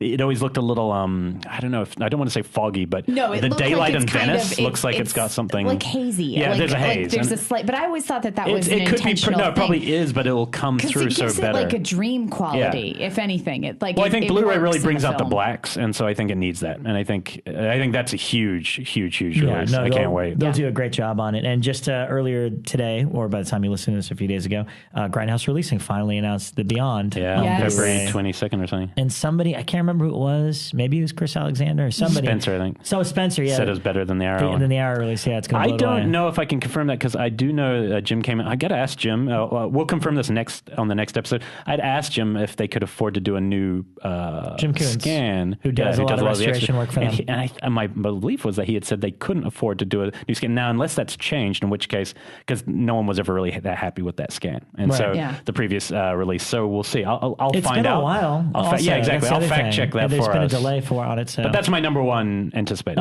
For about a year, I've been holding off watching that movie again because I want to see it either there or in a theater. I'll do either. But I just something about it. It's so cool. I really want to see the new Blue of Messiah of Evil. I've been hearing it looks. I know we already lost out on getting it. Amazing. Yeah, I want to see that too. I agree. Those movies that are dreamlike. 24 hours and then it was gone. Yeah, that Code Red. I think they have a different policy. One day we'll get the Code Red guys on and have a craziest show. We'll figure it out. Yeah, maybe they'll bring me a Messiah of Evil. Yeah, but speaking of Messiahs of Evil, we're I going to see some guys. We're going to take a quick break and come back to one of the best indie films of this year, dealing with cults, stardom, and Faustian bargains. We will be back. Welcome back. We are here with the directors of Starry Eyes, Dennis Widmyer and Kevin Kolsch. You got it. You said it right. That's why they pay me no dollars. We always say it sounds like a German beer company, like Widmyer and Kolsch. Yep. Which I discovered fellow Long Islanders. Yeah, that's actually kind of awesome. I know. We're a dying breed. Everyone's leaving. But they're coming off their heads were inflated as they walked in the room because they're coming off a weekend of a really, really exciting, great buzz from Twitter and Facebook and the kind of reviews which excite me as a filmgoer because this is I don't want to use the word challenging film because that's not really what it is. It's an ambitious film. For an indie, it goes somewhere. And my first thing, I remember when the movie ended, I turned to my friend and I was like, most horror films take a character from one place and then they change a little. and then the movie ends. This film is a huge transformation of a character, and it could totally fall down and not work, and it works. At the same time, the film doesn't go enough that I would call it like it doesn't explain everything, and that's what I like. It's not about explaining. I'm just saying they're taking a big journey, and I think the reviews, the little mini tweets you're seeing when I was scanning some of the stuff you guys retweeted, probably I'm like, wow, people are just getting this movie, and I mean, sure, I'm sure there's people who aren't, but I took something from that. That's kind of exciting for a small movie, you know. And I will confess that I watched it. I watched it super late at night with the intent of like, it was really late, and I was like, I'll just watch a couple of minutes just to get the vibe of the movie or whatever. And I was enthralled enough that I just watched the whole thing in the middle of the night. Thanks, and I was like, oh, this is really, really good. Thank you. So my first question is, how did you manage to make a documentary about Scientology? Yeah. Oh, this is not real. Oh, and did PTA have an issue with you making this at the same time? It's funny. I swear to God strike me dead. The S word never came up once while you're writing it. We didn't even thought about it. He just died. Yeah. What's happening? But no, and then I think after we shot, or maybe when we were shooting, somebody on set brought it up, like an actor, like, pretty smart what you guys did there. We were like, what are you talking about? We were like, oh yeah, okay, yeah, that's what you meant to do. It's Scientology. Scientology. It was more like, I think, like the idea of just like the gatekeepers of Hollywood. You know, like the old days when, like, the golden age where you had like studio contracts that kept you locked to, like, you know, Paramount for 10 years. Well, think about Hitchcock. He would stop people if they crossed him. He would stop them from working. And Tippi Hedren, what he tried to do, blocking her career. So you're right. There was a lot of power, which is more or less gone now. You know, Corman's not like the Corman of that period now, right? Yeah, well, but you did capture that, like, sorry to interrupt, that old school studio system in it, not even just so much in the cult, like, but even when they're in their office, that room, like the overly mahogany room. Yeah. It was just like, oh, that's what I always pictured it looking like. And just so our listeners know, because some of you may have seen the movie already, and I know a lot of you have asked our thoughts on it, but if you haven't, we follow this lead character, Sarah, who, she's an actress in Hollywood, and it's kind of the extents that she will go to for what I guess every actress aspires for, And I would encourage you to maybe watch it before listening to this. If you're patient enough, I would say actually just turn off our show right now and then just go watch it and then listen to the rest, because I do want to get kind of spoilery without spoilers, on the conversation. But it's that Faustian side of things is what's really exciting. It feels like people are doing that in LA every day. Yeah. Not literally making a deal with the devil, but we're always making these deals. On my way here, I had to show Citizen Kane today to the students, and then I got here. And on my drive here, not while I'm watching the movie, but on my drive here, because I'm thinking about you guys, I'm thinking, it's the same movie as Starry Eyes. It's basically the thing we love most, our Rosebud. Yeah. Like for her, it's that acting. It brings her joy and all these things. That's the thing you're going to destroy through your ambition. Your ambition is going to eradicate anything you loved about it in the first place, which happens to all of us. That's probably why you had to go to New York. You know what I mean? That feeling that you get from saying you love it. And so I thought that was really interesting. Where did the initial idea of that side of things, making a Faustian bargain in LA, come from for you guys? Well, it came from a lot of different places. Like, Dennis and I are big fans of body horror and transformation stories, and we knew as horror fans, like, we wanted to tackle that in our next horror movie. But we were also dealing with a lot of frustrations because we've tried to get lots of projects made. We've been querying scripts for like 20 years that we've been working together. And it's kind of like you get all this built up frustration, like where you feel like you're like banging against a brick wall trying to get into this industry. So it's kind of like we were just like we always felt that the best horror movies are the ones that come from characters and come from real places. We decided to take that frustration and meld that with the body horror movie that we wanted to tell. And then obviously actors, where their appearance is a big part of their commodity. Yeah. It felt like to take our frustrations and put them on an actor as opposed to a director or whatever seemed like the best bet for a that was the right, because the judgmental side is so huge. She's being judged. You just touched on something that I actually had a discussion about this morning, which was that now you guys are going to be perceived as like young new breakthrough actor, young new breakthrough directors. Almost 40. When in actuality, you've been doing this shit for 20 years. And I think that's what I see most in the industry is like, you'll get a hit and then it's like, oh, they just emerged on the scene. No, they're hot and new. They've been here for like 25 years, man. Somebody on IMDb or something said, like, how dare these guys, like, the studio that gave them money, they gave a big fuck you back to them. Can I curse, by the way? And and it was like there was no studio. It was just a Kickstarter film, and like where that rage comes from, that whole like what he was saying, banging your brick, against a brick wall, comes from being almost 40 and saying like, you were talking earlier about ambition, and I would say that similarly, it's the idea of feeling like the only thing you want to do in your world is something that is a very hard thing to do. It's like being born and saying, I want to be an astronaut. It's like, good luck, asshole. And like, so basically when you say you want to be a filmmaker, it's like, oh, okay, Dennis is going out to LA to do the filmmaking thing and we'll see where he ends up. And it's, family checking in on you on Christmas. Oh, have you done anything? I haven't heard of that. And you're just going, no. So I would just lie to people and say, like, I'm not a filmmaker, I'm in marketing. Because I would never want to see that sour face where you tell them you are and they know you're really not, And it's that whole idea of going like, why did I have to be into this? Couldn't I have been into like accounting or financing or real estate? Right. Because I could have had a 9-to-5 job and I could have like been happy and maybe had a family by now. And instead I got to be the struggling artist guy, It's like, I think that's where a lot of that rage comes from. And in the movie, it's an actor, but, it's the same thing with writers and directors. Yeah, no, it works beautifully. Can we go back a little bit and just talk about, your collaboration together? How, like, when did this start? Were you guys making films together in New York? Was it always intended that you both wanted to write and direct? Or, how did you fall into your roles? Yeah, I mean, I met Kevin when I was about 17. He was 19. We were living in, in Long Island, and we met at a party where, like, it was like a Pink Floyd party, where it was just like listening to Works, and smoking weed. Were you like the floating pig, or? Yeah, well, you were doing a whole thing. You didn't have to dress up as like a Pink Floyd character. You got up on top of a couch and you were like, it was like this. I'm intrigued by the concept of a Pink Floyd party. Like, did you have to dress up as a Pink Floyd character? And I was like, who is this guy? No, it's just a bunch of like stoners, with like the wall on. Maybe he doesn't want to admit to any of this. No. This sounds crazy. Yeah, we had a weird light show going on. I'm immediately like picturing like the Pink Floyd themed party. Like, I'm going to be the judge, and like we're all dressing up as a character. But and I used to see him around a lot. He was a big metalhead, so he had like hair down to like his back, and like I was like, and like I was kind of scared of him a little bit. Like we knew each other sort of, but I didn't really ever have a conversation with him. And then a mutual friend, this guy Greg Cooper, was like, "Hey, Dennis, like Kevin writes screenplays too," and it's like, "And you write screenplays," and sort of like made us. It was like, and like when you're 17 and 19, that doesn't really happen. And it happens at parties in LA, but not there. So there's a weird way to kind of become friends, but we became friends through writing. And he was writing a screenplay, I was writing a screenplay, and we were having hard times kind of like writing our respective screenplays alone. That we were like, hey, what if we got together every Friday night with, you brought your word processor over, I brought mine over, and we drank and hung out and wrote together, and we would kind of like discipline each other to like finish, And that very quickly became like talking about new ideas, and then we just started writing together. And like 10 years later, we were kind of like a bunch of specs in and just kind of writing, and our visions kind of came up together. And then we didn't direct our first feature-length project until 2003, formed a company, and then kind of... Did you sell things just as scripts?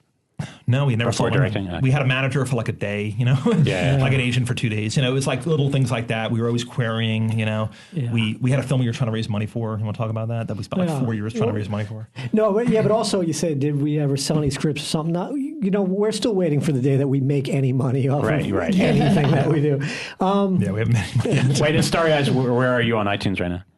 3 or 4. 3 or 4 in the horror, right? Yeah, we passed Jezebel, and then As Below, So Far, whatever the hell came out. Oh, yeah. So like, As Above, So Below. Yeah, I can never say the that French title. one. Oh, yeah, which I hear is good. I haven't seen it. So it's up to the audience here listening to get this to number 1 so these guys can actually make $1. Yeah. Maybe. It would be good. But the fact that we even shot up to $3 without any like real promotion is awesome. It's been word of mouth, so that's great. We're happy. It was a really good weekend. Yeah, we're happy about it. But anyway, so Our Lady of Sorrow, we were... we were trying to make a film for about like 4 years. It was this script we wrote, and we kind of had this philosophy where, that we read in books and, but from like bigger producers of bigger things where they're like, sometimes you play the game of you cast people and...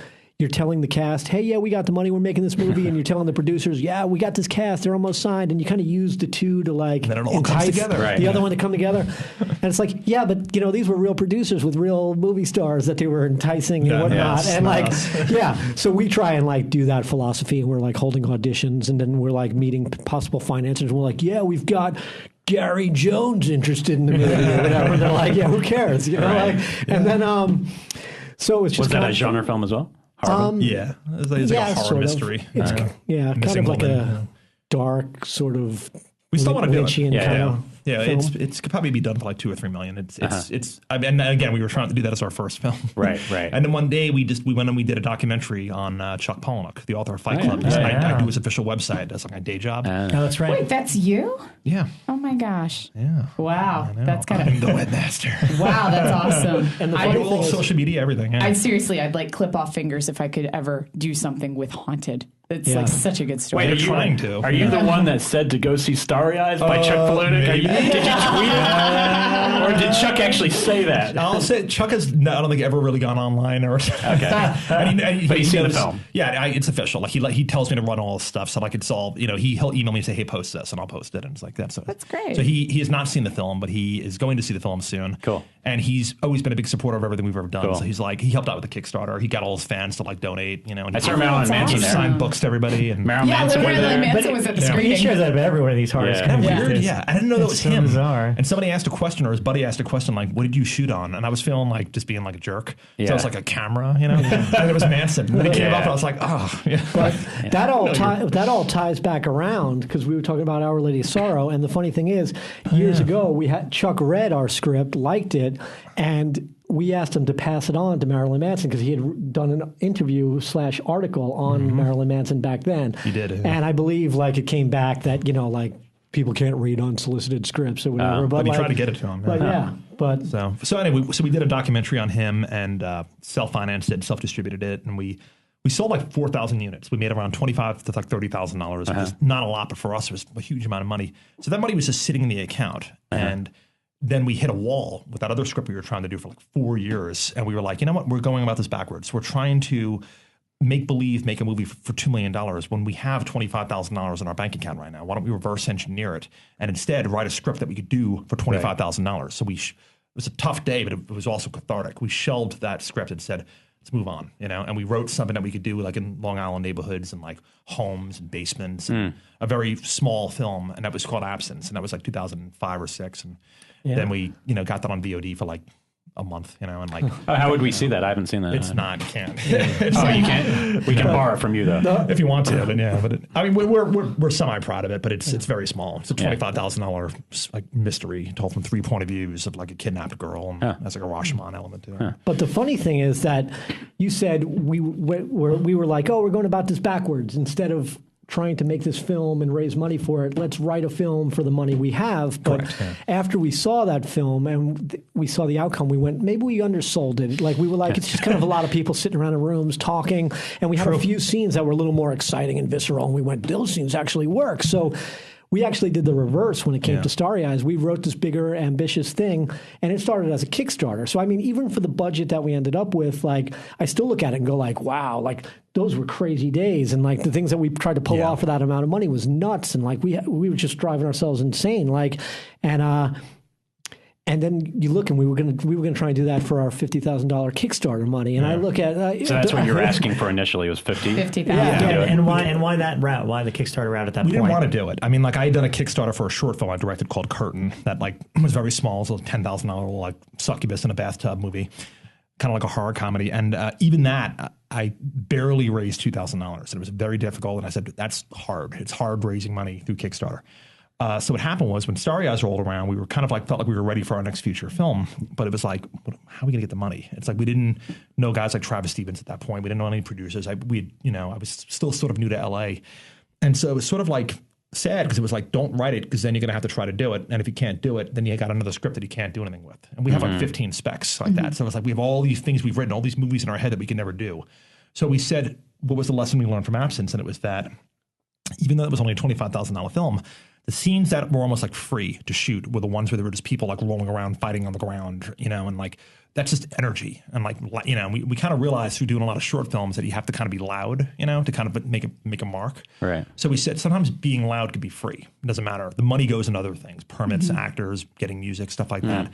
But sometimes just getting rawness on screen is free. You just have to get the right actor, and as a director, really push them to a 10. And then that doesn't cost anything. That's just talent from the actor, and you're getting them out of them. So when we approached Starry Eyes, we said, let's approach this movie like a director's reel, where the plot is something you feel like you've seen before, but maybe you haven't seen as much as you think. The Faustian tale, But really, how many movies can you really think of where there's an actor getting grinded up through a studio system? All About Eve, maybe The Bad and the Beautiful, I guess Boogie Nights maybe, but there's not a ton of them. But yet everyone knows that story because it does happen in real life. So we said if we did something like that had a shorthand plot that you sort of understood, then that would allow us the room as directors to go in and kind of dance a little bit and say, okay, well now we have, with the plot is handled, we're not handcuffed to the dialogue. Now we could go in and do a lot with the effects, do a lot with the acting, do a lot with the score and the direction, make LA look different, you know? And that was a mistake that we, that made on our first film, where it was very plot heavy and very thematical heavy. And, so we learned a lot from that first one. And then when we came with the Starry Eyes, it was, how do we get the money? And it was like, let's do a Kickstarter. So we started doing the Kickstarter, and then Pat Healy came on board, and Fabian Therese came on board, and Travis came on board. And, Travis was on board before that, but when did he come on? I'm genuinely curious when producers choose to enter something that you were trying to fund in a different way. How did he find out about you? How did it? Here's my advice for filmmakers that might have to do this: is the thing I learned the hard way is that never come at a person with their hey, I got the script. Do you want to read the script? Right. Don't do that. Just if you feel like you could befriend a person legitly outside of film, do it, because then you'll get a friend out of it. And with Travis, that was how it happened. I was on Twitter about like 2 years ago, and I'm a big UFC fan, and Travis is a big UFC fan, and there was like a fight on that night, and I was like bemoaning the fact that none of my friends were into UFC because I wanted to go to a bar to watch it. I was at home just going to watch the pay-per-view. So I was on Twitter bitching, going like, how come none of my friends are into UFC? And then Travis Stevens mentioned me. I didn't know who he was. I didn't even know he followed me. He's like, hey, we're all down at Big Wangs in Hollywood. It's like me, Evan Katz, all these guys. So I was like, who is this guy? So I looked at his profile. I'm like, I saw the aggression scale. I know who this guy is. Like, why is he following me? And I guess he had seen Curtin at Fantastic Fest, my short. So I went down there like a blind date, and like these 4 people I never met, Evan Katz, his brother Pete, and we sat down and watched the fight together. And right off the bat, that thing inside you as the independent filmmaker goes off, where you go, okay, when we're outside at the valet waiting for our cars, I'll bring up the fact that I have a script, and I'll bring up the fact that I'm looking, and I'll be very casual and cool about it. And I was out there, and I had this real moment when I was just standing next to him, and we were, he was smoking a cigarette, and we were talking, and I kind of said, I'm not going to do that. I said, I think I like this guy, like personally, and I think I could get along with him, and that'll come later, or it won't come, but who cares? I met a cool guy.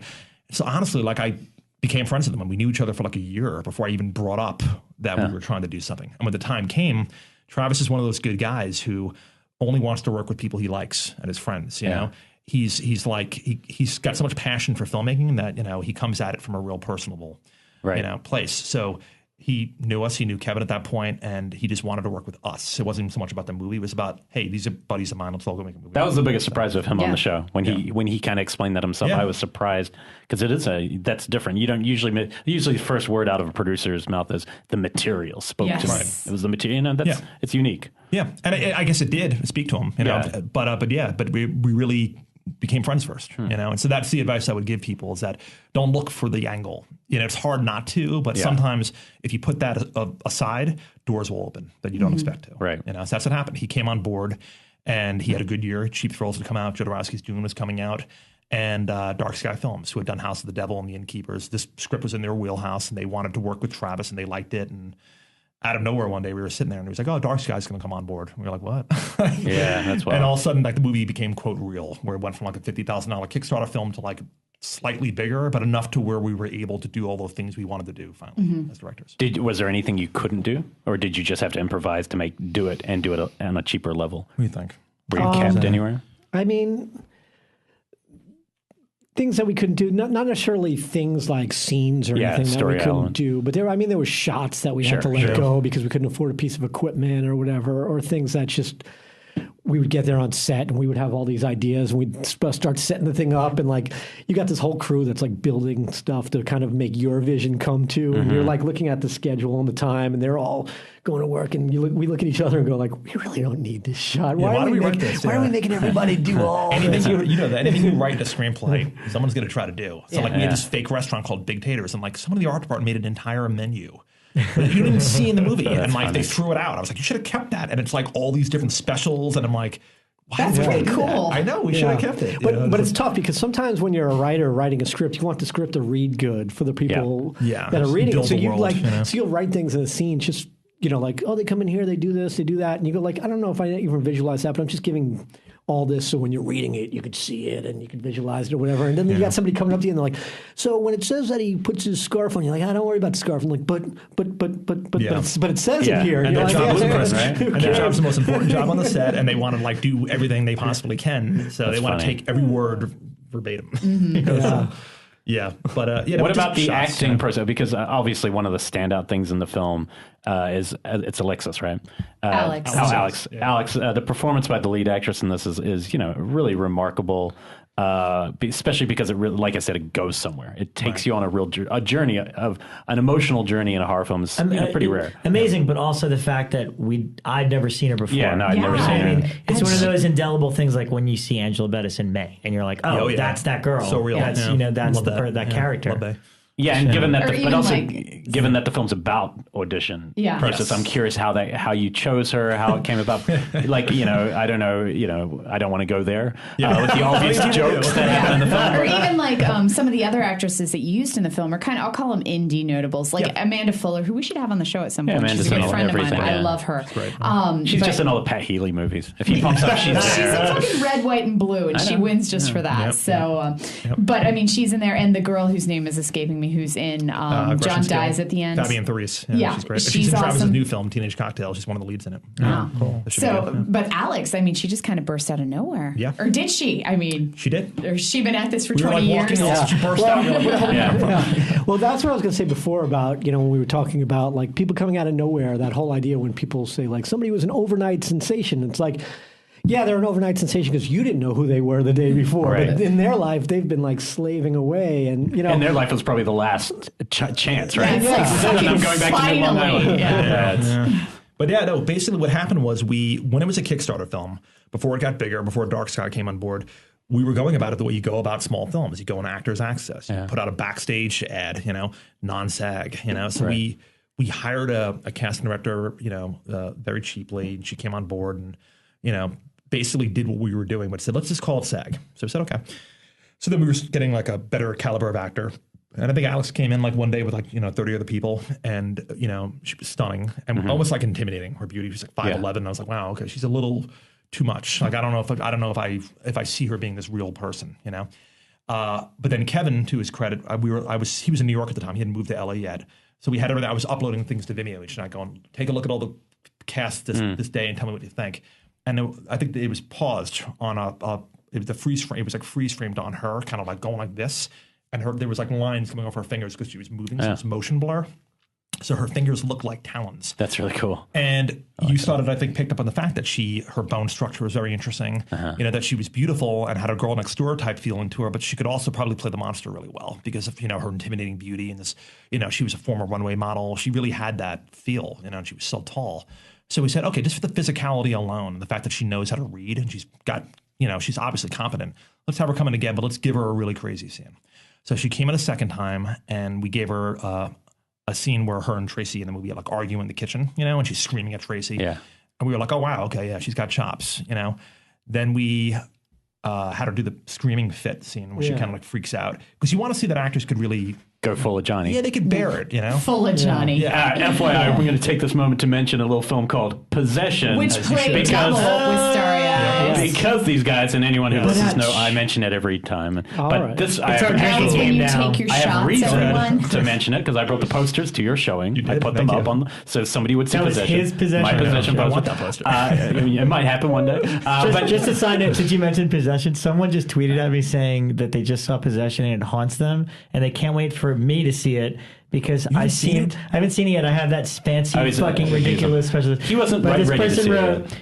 Rob seems so sweet. I hope he'll be okay after. It's a film that can bulldoze you. But the one thing is, I was glad because I was a little worried it would be too much like Possession in terms of narrative. It's really just in the energy of the performance, and that really that's all it is. As a tribute to her that she pulled that off because that is tough. That's kind of out of the role. I mean, I went to have coffee with her and we sat down and I said, okay, let's see if she's going to be the one we go with. So it really just was like a 2-hour conversation talking about movies and, female-driven 70s and 80s horror movies, House of Psychotic Women movies that kind of came out of that. And no one had seen Possession really, we knew about. Yeah, and she had seen it, loved it, and and that kind of was like, Oh, okay, you got the. I wouldn't say this out loud. I was like, she saw Possession. She saw Possession. Yeah, I called Kevin afterwards, and I was like, I think she should be it. You know? Yeah. And I don't know what it is even about the timing too, because like. I had that old DVD of Possession where it was on the double feature with Shock. I've got that one too. Like for years. And like I remember like I used to always bring it over when we'd have movie night trying to get it watched, and like none of our friends ever like, you know, because we used to vote. We used to always bring over so many movies. Crazy. Like vote, we not even kidding, numbers like out of hats. 2-hour process of voting to see that would be over. We haven't watched the movie.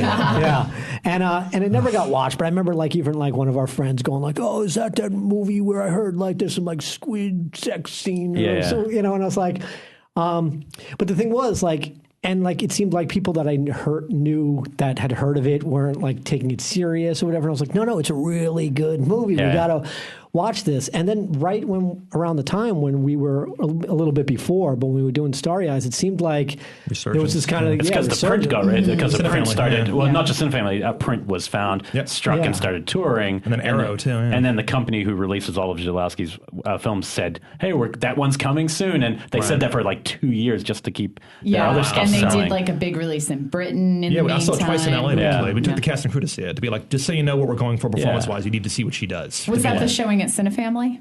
No, I saw that one with friends, and then like it's like, Kevin, you're right. This movie's amazing, and like we were already working on Starry Eyes. It was like, okay, good. Let's be inspired by her performance when we cast. Then once we had cast, Noah and everybody like that, we went to the Arrow, and we saw it at the Arrow there. Nice. Well, it's also fun because that film pitches everything at that. Like Sam's pitched at her level too. People don't talk about him as much, but he is. Whereas in your film, you're pitching. Yeah, I think he's great. You're pitching one character like that and keeping everyone else in that very real place, which means I felt, and I think somebody even said at your Q&A that you start to really feel the film through her perspective.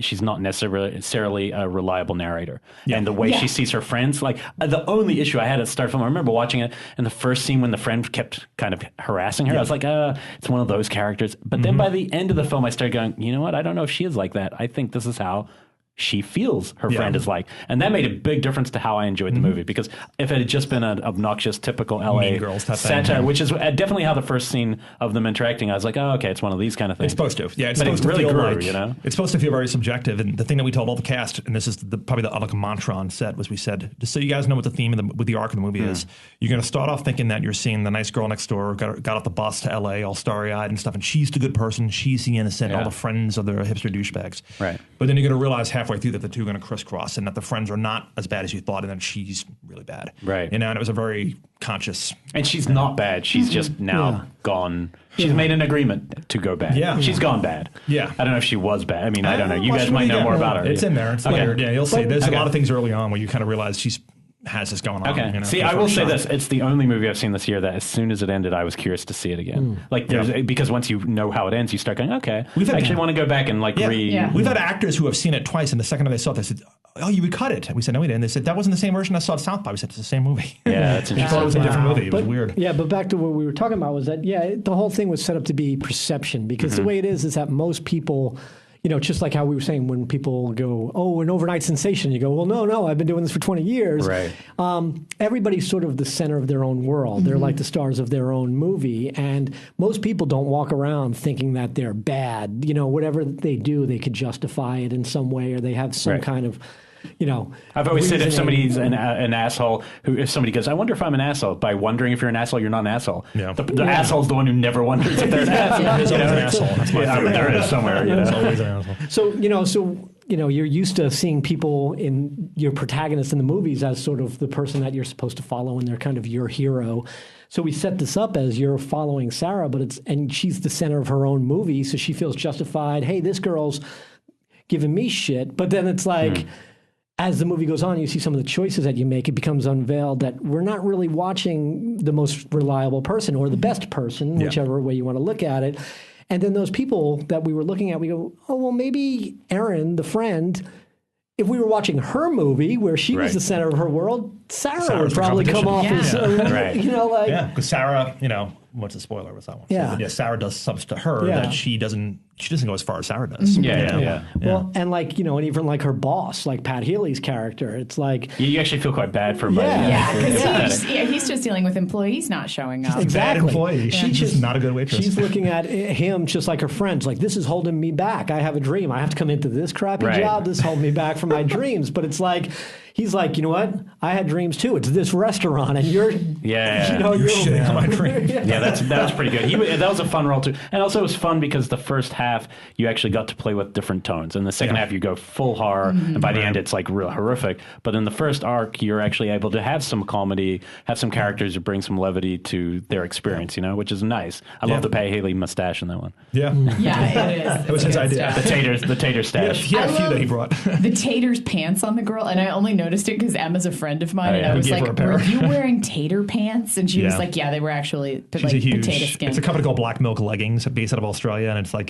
she's like already was a huge fan of theirs. So we were trying to get them. Travis like talked to Emma. She knows them. She models their stuff all the time, and they sponsored that and gave us that stuff for free. They like sent us all. Wow, that's awesome. They were literally tater skin pants. Besides besides Possession, which we knew was an influence because you showed it with it. But what were some of the other films that you guys? I mean, body horror, Cronenbergian stuff. Yeah, were there other ones with the cult and Faustian stuff that you were drawing from, or was that just like your own?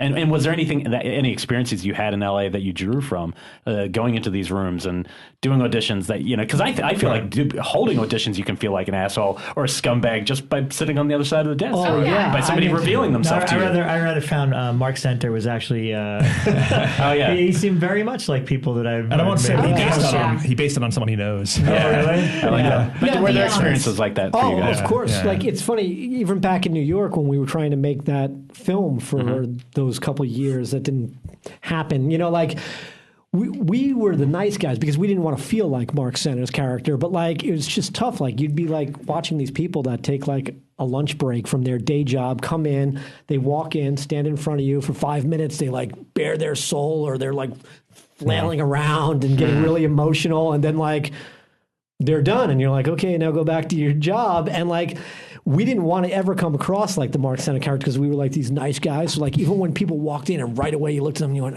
they're not right for the role. Right. Even after they read, sometimes we go like, cool, you want to try it again? Do it like that? Like we'd let people go through and like... We had producers going like, no, don't waste your time. You have 20 other actors to see in an hour. Like, if they're not good, like, they're done. Yeah. And like, we would go like, try it again. But we knew they weren't right. The funny thing was, I think the people that came in that were better got less time because I was just like, that was great. You did it. All right. Like, I can do it again if you want. You're like, no, you're good. The people that have to save time for the bad people. The people that were bad, we would sit there and go like, try it a little more like this. You're like, this is good directing practice. Really trying.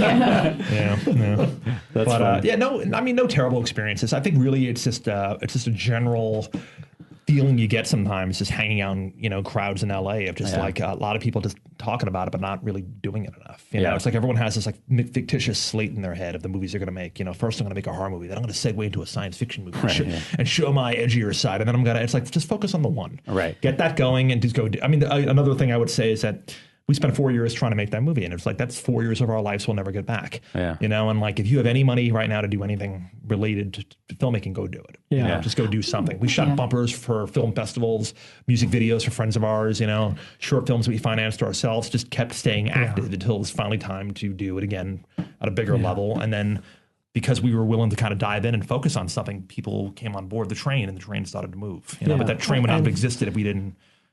I'm killing this metaphor. If we didn't go to the train station. When I saw Starry Eyes at the Egyptian, I was actually sitting with a whole bunch of actors at the time that I'd come with, and they were all reeling over the scene where she's in the audition and the words slowly disappear, like just a few at a time. That's right. Somebody said it's like that. Somebody leaned it forward and said it's actually like that. Because we were sitting next to Morgan was behind us, and a whole bunch of actors. Morgan Peter Brown was behind us with a whole bunch of other actors, and they were all like, "Oh my God, that's it. That's it. They nailed it." It's funny, like that's why the film plays so well in LA versus some of the other places we screened it at, because there's a lot of the people that are there in the entertainment industry and they kind of understand. But it's just funny, like you'd think like some of the scenes like that, like, it's a dream sequence, and they're like, that's exactly what it's like. More people are responding to scenes like that than the actual audition scenes. I remember somebody came up to Dennis and went like, I'm an actor. That movie really spoke to me. And Dennis was like, oh, really? Great. And he was like, yeah, that scene when she was vomiting the worms. And we were like, wait, that's what's like, wait, what? I totally get that. You feel like that sometimes. It's like, okay, yeah. That's funny. It's kind of a little scene, but okay. That's funny. Vomiting worms. There's nothing metaphorical about that scene. Who did the effects in it? Because I swear to God, the head bashing scene... Holy, yeah, like, you definitely have in to the theater. have to have watched this movie before this episode. Yeah, please. Yeah. Well, we will write that when we post it. We'll be like, we recommend that clip online though. Yeah. That clip was on like Latest Scott. I'm like, what are you putting that? See, I didn't see anything. I hate when they did it. Neither did I love that I did that because it really worked for me. Actually, the only thing I knew about the movie before I saw, because I like to watch movies blindly, and I didn't know anything about this one. The only thing I'd heard was the clips that.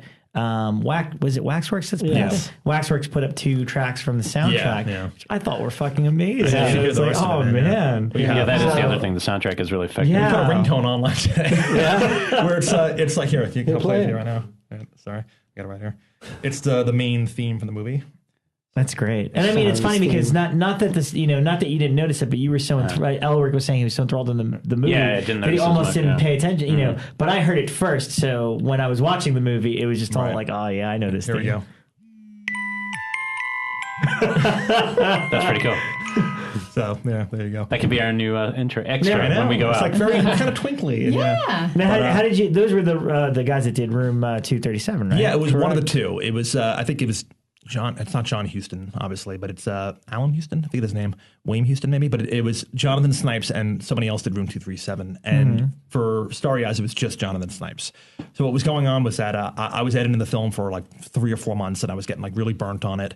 And I was using temp scores that were very orchestral, and we were using everything from like Lucio Berio, which is like very like scary Kubrickian Gothic, George like, Crumb, Italian like horror, like, and like George Crumb, and then we were using like Cliff Martinez and guys like that, and the Solaris score, and these very string orchestral based things. And the movie already is a slow burn, so to have that stuff playing with it, that moody atmospheric stuff, was just kind of like suffocating the film. So we were talking to Jay Shaw, who did the poster, who's a great artist. And he was a huge Room 237 fan. He said, what about that guy? And I said, I don't know, a synth score? I don't know if that fits this movie. This movie's serious, it's not poppy the way synth scores are. So we said, well, let's try a test. Let's take some of the temp tracks from Room 237 and drop them in. And instantly we were like giggling, like, oh, this is amazing. This is transforming the whole film. I loved that score. And it was like, let's see if we can get him. We met him at a coffee shop, and he was like, I'm dying to do another feature. And he got the film, and he did the whole thing in like 3 weeks. And I think he hit a home run with it. Yeah, that's great. But I think it wasn't just a synth score. Like, there's a lot of movies out now where they're doing the little throwback synth scores, and he's listening to it. Background music. I don't know how to stop it. It just came up on my phone. I'm sorry. But I think him like adding in things too, like her little theme, the little twinkle theme. It kind of like. It kind of updates it. It doesn't feel to me to be just like an 80s. No, it makes it it just modernizes it. It's just definitely, We told him that. We said, look, we don't want the droney. Carpenter is great, but a lot of Carpenter is very just droney, and it fits, and it's amazing, and I love that stuff. But we were saying, you got to do something on top of that. And what you got to do on top of it is he has to have a theme. And he agreed. And so he spent 2 out of 3 weeks doing the score, just coming up with a da na na na na. And then the big discussion we had with him was that score has to be the entire story of the movie, the entire arc. So when you see the film again, just listen to the score. It starts off very twinkly and innocent, then it gets darker, then it merges with the cult's theme, and by the end, the whole thing is like become them, and she's joined them, and you realize that if you just kind of like listen to the score, you could hear her downfall. Did he draw from Rosemary's Baby at all with that flourish?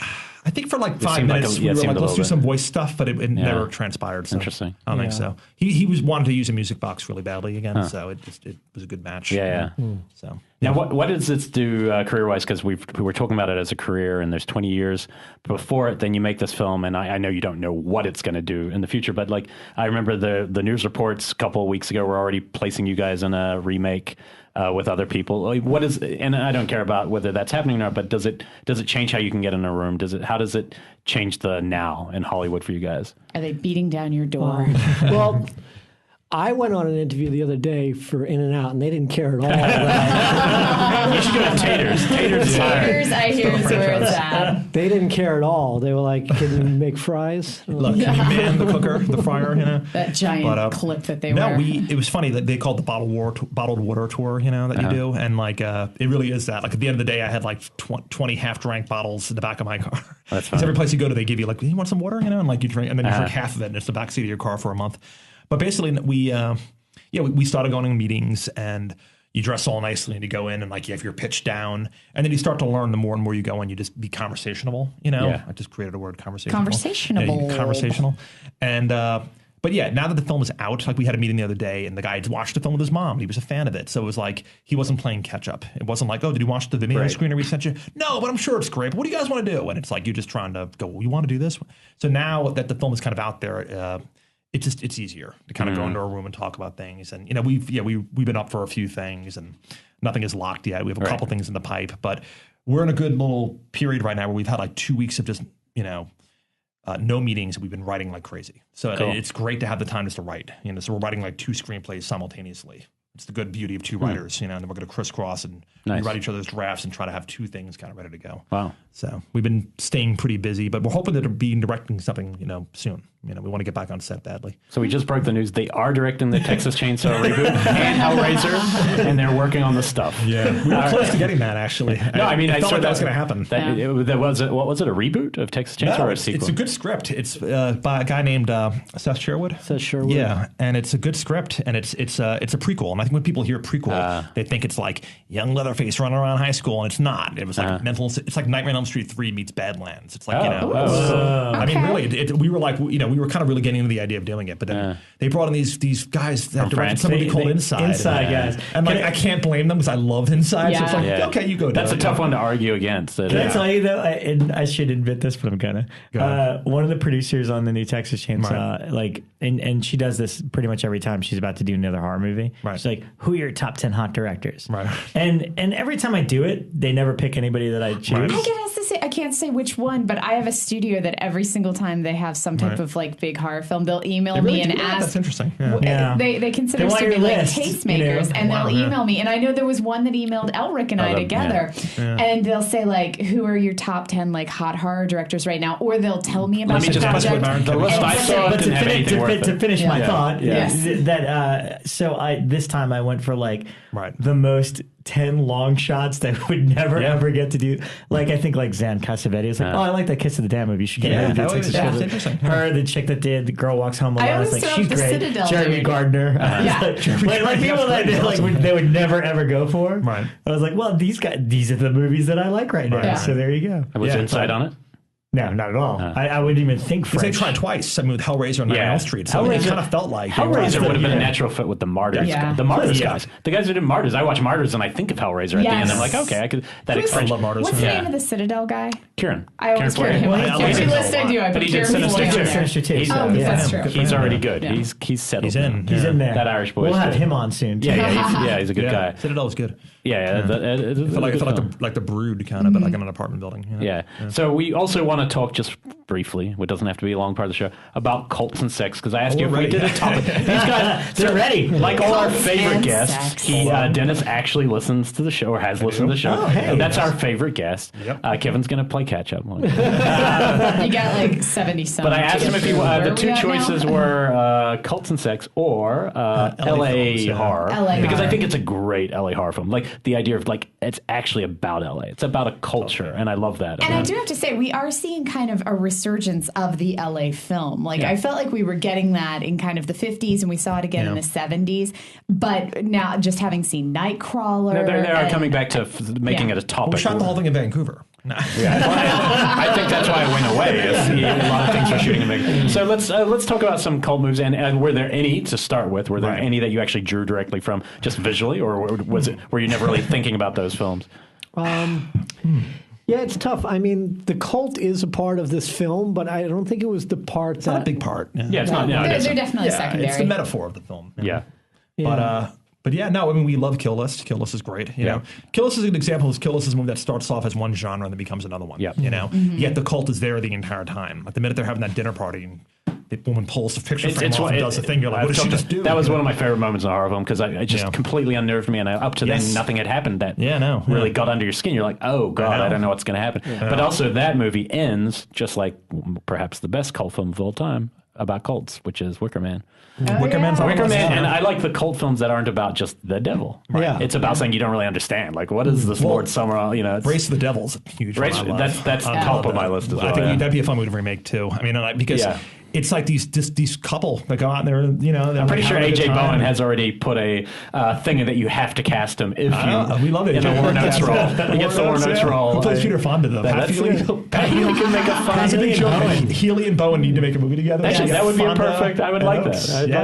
But that is a really fun cult film, and it's like action packed, you know. Yeah, it's definitely not a horror film. He's on the Warren's on the like with the shotgun on top of the trailer home. I don't even think of it as a horror film. I don't think it is. It deals with horror stuff, but it's an action film. Yeah. That was a time when Satan could get into things besides horror. Yeah, he wasn't typecast. There was this wonderful phase in the 70s where you had all these cults, but they were always centered around like bikers and car gangs. Sex cults and New Age. Yeah, because like there was a whole like biker cult thing, and then also like the hippie cults with like I Drink Your Blood and things like that, where you had like these. Yeah, put I Drink Your Blood. That's a weird film. That's a great film. Yeah, we saw that. Yeah. Steve Railsback as Manson. That's his Manson it was the TV man. It's only good. I think it's the only good Manson family. Helter Skelter. Yeah. I was going to say Rosemary's Baby is a cult film. Yeah, big time. No, I think those more insidious treatments of cults are actually more effective. Yours has a bit more. Yours most similar to Rosemary's in terms of a person in a suit you don't expect to be that way. Yeah, we wanted them. We almost kind of like went with the whole like pagan robes torch thing, you know, and it was sort of like the Brotherhood of Satan type. Yeah, and then it was like let's make it look like they're going to the Oscars, you know, like they're going to a dinner party, you know. So let's have them all in evening gowns and tuxes and stuff, and that was kind of like the more, I guess, Scientology. The LA version. We weren't thinking about that, but it was like the Illuminati version of it, you know. So, well, Martyrs is a cult film. I mean, they are Martyrs. Martyrs. That's a shocking, and I didn't see that ending coming. I remember watching that movie and going, I did not know we were going to end in that. I didn't say what it was. Okay. Yeah, I'll just say this. I find it profound. It's like awful, but you're kind when moved in a strange way about like the world. It's very odd. Yeah, if you haven't seen Martyrs and you want to be shocked, I mean, it's definitely one of the most when French extreme. It is the most extreme of all of them. 10 minutes ever. Yeah, the opening and the ending. But the ending is more like I just still to this day I think about it and go, wow, it's intense, pretty intense, and we haven't spoiled it at all. Yeah. So, if you listen to this, pause it and go. Watch Martyrs. We have not spoiled Martyrs. But what about everyone opening? Believers, because I just watched it last week. I got the wonderful Twilight Time Blu-ray, so I watched Believers. Is that the one that's directed by the guy who co-directed the John Schlesinger, right? I don't know who directed I'm thinking of the movie, one of the two directors who did Blair Witch Project. No, this is older. Martin Sheen. This is like John Schlesinger. Yeah. It's called The Believers. Yeah, but that's right. John Schlesinger? Yeah, I think it's Schlesinger. Yeah, Midnight Cowboy. John Schlesinger? Yeah. No, this is older. It's Martin Sheen. It opens with what, for some reason, when I saw it when I was a kid, I remembered the scene with the coffee maker being terrifying. And now I was just kind of like, that's kind of silly. I haven't seen that film for a long time. But it gets really good from there. I got to see it. Is it on like VOD platforms? Like I'm sure it is. I had like the fancy Twilight Time Blu-ray, but I'm sure it's on like it might be on Amazon. It might even be on Netflix. Okay. I think it probably is on Netflix. You had some similarities to the Ninth Gate. It is on Netflix. I thought just in terms of like the kind of sect, the kind of my heart, because it's based on like one of my favorite books called The Club du Mans. It's such a great book, and I Polanski raped that book. Oh, I see. I don't mind. Have you read the book though? I've read it, and I like the book. The film's more fun than it is. I got to come back to it. Is the book fun or is it like dark? The book is dark and like a great mystery. So they didn't necessarily nail that element, but Ninth Gate is fun. Like because I think it's Johnny Depp. He's kind of more like a goofy. He's a little goofy in it. Plus, I love like the whole like collecting of old antique books. It's very kind of like a specialized niche thing. And I kind of liked the exploration of that whole like antique book angle, and finding the books or the puzzle. No, totally. And I liked that angle. You know what's a movie that you could call a cult movie? We were talking about this earlier. Is The Devils? Ken Russell. Yes. Oh my God. I fucking love The Devils. Yeah. Devils and House of the Devil. Yeah. And House of Devils. They showed in Austin at the Draft House like a year ago, and it was like a 35mm print, and like talk about being at a 10, like possession. Yeah, when actors were going for it, like that movie, like Oliver Reed. Vanessa Redgrave is just kind of frightening. Yes. And who's the guy that's like the Inquisitor that brings down Oliver Reed? That guy is amazing. Yeah. He's like, blasphemy! Blasphemy! He's like, just, the guy with the glasses on. Yes. He's like so. He looks like Stinger. He's amazing. He's like obsessed himself. No, he's amazing. And you want to kill him because he's such a hypocrite. And like they take down this great man, and you're like, oh, you're all jerks. You know, like the movie breaks my heart. That's a book that I highly recommend. It's Devils really? of Loudon. Okay. Yeah, and it's really good. I love the book that it's based off of. Yeah, I didn't know it was based on a book. Yeah. That's a good one too. And Temple of Doom is a cult movie. Yeah. Dougie cult. Yeah. That's right. Well, the best of all of them is Halloween 6, Curse of the... Yeah. Oh, God. Silence. Texas Chainsaw Massacre 3 has a cult at the end. Halloween 3. No, 4. You're thinking 4. Oh, you're right, with McConaughey. Yes, we don't talk about that movie here. We love 3. We don't talk about any Renee Zellweger horror. 4 is better than 3. I think No, wait, get the hell... Oh, man. Back me up here. What? We were 4 is better than 3. No. You know what? Chainsaw. We were like BFF until 4's right better now. than 3, yeah. Back Leatherface. McConaughey. Look, we were up for the movie. We had to watch them all over again. So we saw them like weeks ago. Like, they're in our head right now. And I'm telling you, I love Vigo, and 3 has some okay stuff. It's shot terribly. You can't tell what the fuck's going on. Did you see the They unrated won't let version? you talk about Renee Zellweger. No, it just doesn't kind look of good. It's got great gore. Slow. It's more. At least McConaughey kind of has fun and goes for it. Vigo's But kind that of movie's like. terrible otherwise. I hate it. I don't know. It's got a genius to it that I kind of like. This interview's over. Get the fuck out of here. Both of you. I mean, why don't we switch over to something we can all agree on? The best cult movie, Cobra. Oh, fuck. Yes. Fuck yeah. Yeah, I will agree with that for sure. You can't walk to Venice Beach without thinking about Stallone and Cobra. Yeah. No, Cobra, I totally forgot I had a cult in it, though. He's great. Totally. I I used to love have it. a poster hanging in my bedroom. It's in that film I was just talking to you guys about outside Los Angeles Place itself. He fights, has a big Cobra section. Oh, great. He fights not like one serial killer, like a gang of serial killers. killers. They're like bang sledgehammers. I gotta watch that again. Have tattoos. Yeah, it's amazing. A really fun one. Cobra's a cult, yeah. A really fun one I in the world. saw. I think 2 years ago at Arrow. And I was like, it was like 3 a.m, and I was in and out of consciousness. Right. And I read reviews of it saying, yeah, it's kind of silly and kind of but I just was totally in it. It was Devil's Reign with Ernest Borgnine and William Shatner. Yeah, and the that's effects really are silly. amazing. Yeah. No, I remember it being amazing. And like people are melting in the rain. You see that? Yeah, I've watched it recently, I don't actually. know. Yeah. I thought I haven't seen it in years, but I remembered it being silly. Well, it has a weird element where they look all like a weird creature at one point, like weird, I don't know, like not Planet of the Apes, but they look like some sort of animal. But there's other stuff in it where it's just like faces melting. Early 80s, late 70s? When is this? Late 70s, definitely. I'm in. Okay, Devil's Reign. I really liked it. It was a lot of Okay. fun, but I was I feel like I was dreaming the movie a little, which is a good way for those kind of movies. That's you what know? the Fury is, with De Palma. Oh, yeah. It was so good, but it ends, you're like, what the fuck? Love it. There's One of the best endings ever. I'm Googling right now trying to figure it out, but it just came to me. It came out a couple of years ago, and it's called like Population 237 or something like that. That sounds familiar. It's a number, that but one. it's about a town that has to have this specific number of population Ooh, I like that one. because they're a cult and somebody else moves into the town and what happens. And it's a really, I keep talking. I'll look it up. Sons of Sangre's good, but it's not really a cult film. Which one? Sons of Sangre is more about. Oh, yeah, it's not really Sons of about a Sangre is cult. It's great. more about circus, but it has the cult running through it, and he obviously imagines his mother as part of his life, Yeah. and that's a big part of her religious belief. Population 436. That's There the you go. one. Yeah, it was a very small indie release, but I really liked it. You know what the sequel will be called, right? What's Population 437. There was also one called Shrine that came out last year that I I enjoyed. always saw that on Netflix. I never watched it. It's it looks not bad. interesting. It really There's a lot isn't of cult bad. movies. Martha And, Marcy May Marlene yeah. was a good film, and That's that like was a legit, like a legit crossover indie. But what's his name? John Hawkes was actually pretty amazing in it. He didn't Yeah. even have to do anything really bad to anyone. You just felt his power, playing and the that's what these guitar, movies. he's That's what's like- really cool about these movies. You feel that character's Sacrament. You feel the Just gonna say power Sacrament now. of that The character. lead guy in the you know? Sacrament, that's like the best scene in the movie. Oh, He yeah. just like explains what they're all about. Yeah, like, him and this is AJ the whole on movie. stage, yeah. It's great. I love that scene. You know what I loved? Did you watch the short film on the Martha Marcy May Marlena That Blu-ray? became the that I became don't think I it. did. Yeah, he's got No. his short film. It's really cool. It's, Okay, I gotta watch it. Yeah, I won't say anything about it. Watch it. It deals with cults.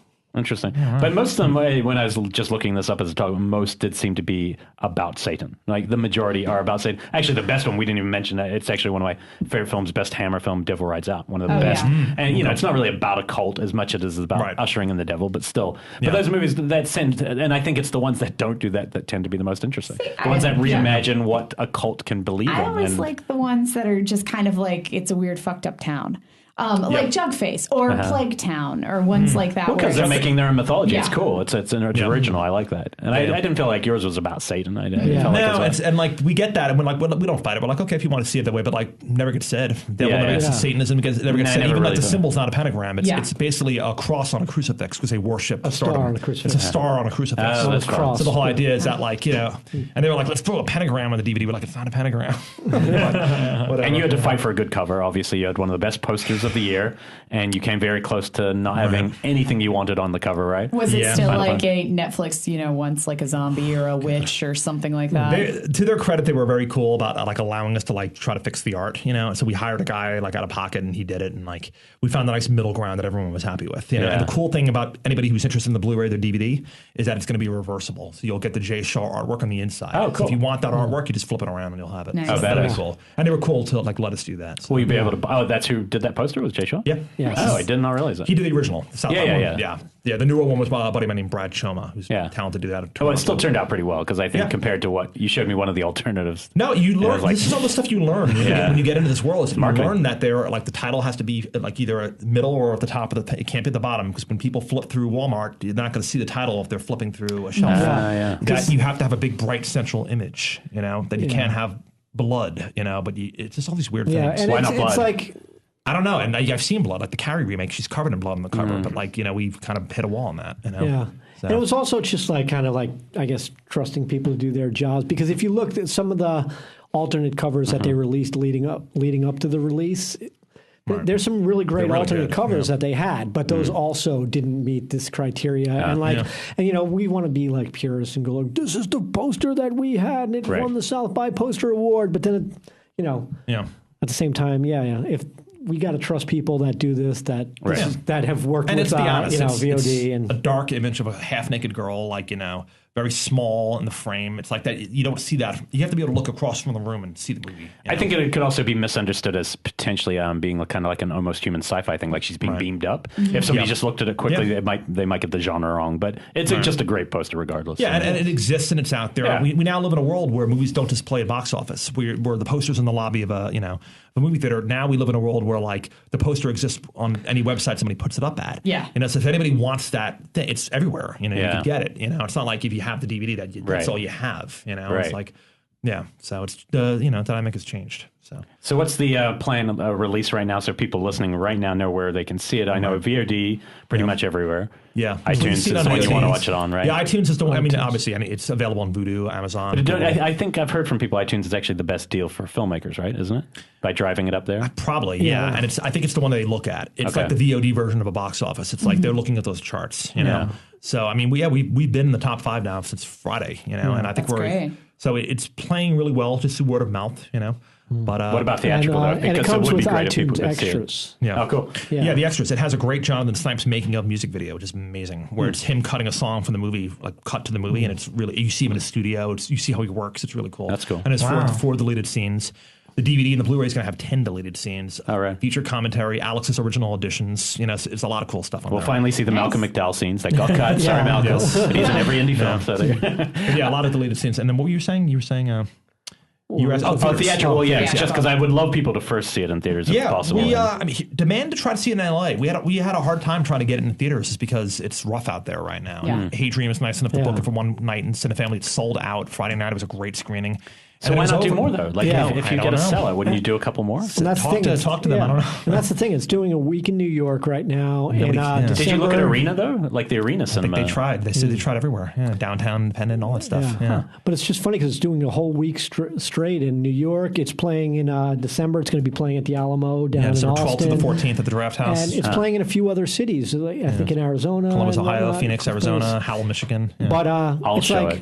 Yeah, it won't help you guys, but I'll show it. It's an LA film. But out of all those places, this is where it plays the best, and it's like here we got one night. Was a great screening. It feels perfect for Cinefamily. That's interesting. Cinefamily people were like raving the whole. They were like laughing, screaming. Like we had a great Q&A. We were like, God, let's do more of these. Like, come on. Yeah. And it's just tough out there. It surprised me. So, but it's playing good on VOD. I mean, we're seeing complete strangers like really, really digging it, and it's a cool feeling. Like up until now, it's like people that we know, people at festivals or critics whose job it is to see it. And now, like you'll go on Twitter and you'll see some like kid in like Alaska, like watching this film Starry Eyes is fucked up. And you're like, I don't know this person. I'm never going to meet them, and they're watching my movie. It's a weird feeling. That's pretty cool. You know, that's why you do it. Yeah. I don't know if there's been a film since we've been doing Killer POV, with the exception of maybe The Battery, and we were the ones really pushing it out. Yeah. But I think this is the one film that people keep asking us about. Yeah, we've gotten asked a lot about it on we've been Twitter. getting. It's the one title that keeps coming up. Like, have you guys talked about Starry Eyes yet? So, and I will say that I had that, you know, that thing where you've been looking forward to a film for like a year because you saw something. I knew this was going to happen. I was warning you. But for me, this was that film when I saw that poster, and that's all it takes. Like, you know, sometimes one image sticks in your head a year later, and then when I finally got to see it, you're like, oh, cool, that movie's finally here. It popped up. But that's, as horror fans, that's one of the coolest things, is like getting to look forward to things, you know. Mm-hmm. And you know, it paid off. So. Thank you. Yeah, it's a really great film, and we'll be doing our top 10 episode. It'll be probably play on New Year's. Yeah, that's going to be one of our bank ones. Next month, yeah. So you know, if you treat us really well after the interview, there's a couple things me and Rob need. We take bribes. Free vinyls and posters for all of you. Unzipping now. Cool. But yeah, thanks for coming on. And thanks for having us. Watch all those cult films we just recommended in 3 seconds. Yes. Very quickly. By next week, watch them all. Yeah, especially Cobra. I think you guys just listed titles more than talked about them. I was sad about the Chainsaw 3-4 debacle, but Cobra won me back. There you go. We're all good. Cool. Yeah. We're all good. Yeah, don't trust them in that was just plain off. Thank God those French guys got the remake. See you later. That's the show. Thank you. Out on a sour note. Bye, guys.